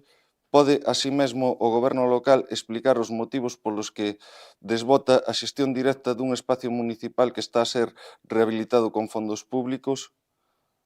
Terceira, nos días pasados, as naves da antigua fábrica de riego volveron sufrir un incendio que alarmou a veciñanza da zona. As veciñas alertan do abandono do solar que se une á falta de vigilancia da zona, onde entran e saen persoas sen ningún tipo de control. Que medidas ten pensado adoptar o Goberno local para garantir que estes incendios non se repitan e para garantir a seguridade da veciñanza da zona? Cuarta, desde o Bloque Nacionalista Galego queremos chamar a atención ao Goberno local sobre os numerosos vehículos abandonados nas rúas de Betanzos. Estes coches poden verse facilmente en zonas como o Malecón, o Paseo do Porto ou a rúa Bartolomé Cosío e chaman a atención polo seu deterioro. Pode o Goberno local abrir o procedemento legal necesario para a retirada dos vehículos abandonados na rúa e que estes non estén a ocupar prazas de aparcadoiro, creando situacións de insalubridade e contaminación? Quinta, no Bloque Nacionalista Galego apostamos por unhas festas máis inclusivas e que permitan o desfrute de absolutamente toda a veciñanza, tamén daquelas persoas con trastornos de aspecto autista ou similares, que viven con moito angurio o ruído que ocasionan os fogos artificiais. A maioría das persoas disfrutan cos espectáculos pirotécnicos, mas nos casos de persoas con hipersensibilidade acústica son sumamente agresivos. Desde outros concellos estáse a apostar pola contratación de pirotecnia sen ruído, que resulta menos lesiva para as persoas con TEA e tamén para as mascotas, que sofren episodios de pánico durante as sesións de pirotecnia. Pode o Goberno local valorar a opción de contratar fogos artificiais sen ruído ou pirotecnia silenciosa para as festas de agosto e así convertelas nun evento máis inclusivo na mesma liña e para seguirmos camiñando cara unhas festas máis inclusivas, algúns concellos galegos están implantando horas ou días silenciosos nas atraccións infantís. Desta maneira, negóciase coas persoas responsáveis das atraccións para que durante un par de horas diarias o funcionamento das atraccións sexa sin música ou sons externos e se poida garantir que ningunha persoa con autismo teña problemas para acceder a elas. O mesmo podería facerse nas festas infantís que se desenvolven no pasatempo. Pode o Goberno local valorar a opción de incluir horas sen ruído nas atraccións e nas festas infantís para termos todas unhas festas máis inclusivas?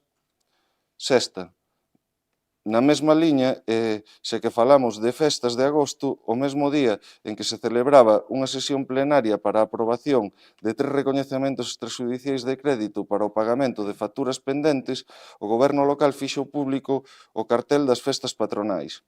Pode o Goberno local facilitar o orzamento destas festas para o coñecemento dos grupos políticos e a veciñanza en xeral? Sétima. Desde o Bloque Nacionalista Galego fomos coñecedores de que se efectuaron novas medicións acústicas nos locais da Rúa Rosalía de Castro, así como noutras zonas do núcleo urbano. Pode o Goberno local facilitar os resultados destas medicións aos grupos que conforman a Corporación Municipal e a veciñanza das zonas afectadas? Oitava. Na sesión plenaria do mes de xaneiro, desde o Bloque Nacionalista Galego chamamos a atención sobre o estado dos escudos das 7 provincias do antigo Reino de Galiza, que se sitúan na praza de Alfonso IX. Estes escudos perderon a cor e teñen parte da súa pintura caída. Antes da chegada do inverno, insistímoslles ao Goberno local sobre a necesidade de repintar os escudos das provincias do Reino de Galiza. Pode o Goberno local efectuar esta actuación en que prazos? Moitas grazas e boa noite. Moitas grazas. Voceiro popular ten a palabra. Buenas noches a todos. Ruegos y preguntas del Grupo Municipal del Partido Popular, julio del 2024. Primera. Por todos es conocido que desde la finalización del acuerdo con la entidad Gatocán, los gatos callejeros han proliferado, causando múltiples disputas entre los vecinos del casco histórico, del Frade, de las Callejas, etc. Por un lado, los que le dan de comer y por otro lado los que ven un problema de salubridad. ¿Es conocedor el Gobierno municipal de dicha situación? ¿Qué medidas tiene pensado tomar para atajar el problema en caso de querer poner fin y en qué plazos manejan? 2. Los vecinos de la Plaza de Los Ángeles nos trasladan su malestar por el reciente repintado de plazas de aparcamiento, ya que estaban planificadas en diagonal y ahora en escuadra, con lo que se eliminó una plaza. ¿Son conocedores de esta situación? ¿Tienen pensado subsanarla? ¿En qué plazo? La que está delante del Ternera. Lo digo porque... El área de autocaravanas gratuito de nuestro concello es un punto de atracción para turistas y visitantes. En los últimos días nos trasladan la existencia de problemas de convivencia con personas que residen allí de forma permanente. ¿Son conocedores de esta situación? ¿Qué tienen pensado hacer para poner fin a la misma? 4. En la pasada legislatura, el Grupo Popular trasladó en diversas ocasiones la situación de deterioro de la plaza del antiguo ambulatorio, dado que se está hundiendo. En la misma zona, los perfiles alrededor de los árboles, perfiles metálicos alrededor de los árboles que ya causaron alguna incidencia, presentan un peligro de riesgo para los vecinos. ¿Es conocedor el Gobierno municipal de dicha situación? ¿Qué medidas tiene pensado tomar para atajar el problema en caso de querer poner fin? ¿Qué plazos manejan? 5. Ya en la pasada legislatura, el Grupo Popular trasladó en diversas ocasiones la preocupación por el estado del camino de Sanxiao, dado que se está hundiendo incluso abriendo el asfalto. No hace mucho tiempo insistimos en que la situación no hace más que empeorar y los usuarios del mismo están muy preocupados. ¿Qué medidas tiene pensado para solucionar este problema? ¿Qué plazos manejan? 6. En los últimos días, jóvenes de Betanzos nos trasladan su malestar por el mal estado de algunas fijaciones en el suelo del Puente Nuevo. Los tornillos sobresalen y muchos han provocado algún tropiezo y caídas, contusiones y golpes. ¿Conocen dicho problema? Si es así, ¿qué tienen pensado hacer para evitar las incidencias? 7. Nos trasladan algunos vecinos su preocupación por la falta de seguridad en el acceso a la pasarela del Parque del Pasatiempo, ya que existe una valla protectora para evitar el paso, pero que es muy fácil de mover para poder pasar. ¿Tienen conocimiento de esta problemática? La gente está entrando y saliendo por allí. ¿Pueden poner fin a este descontrol? Usuarios de la piscina exterior nos informan, 8. Usuarios de la piscina exterior nos informan que la situación de abandono de la misma, escasa luz, banco pequeño y roto en el vestuario, escasez de agua en las duchas interiores, las duchas exteriores destartaladas y las baldosas sueltas. Rogamos al Ejecutivo Municipal que el arreglo inmediato de dichas instalaciones. Nada más, muchas gracias y buenas noches. Moitas grazas e boa noite a todos e a todas. Levantamos a sesión.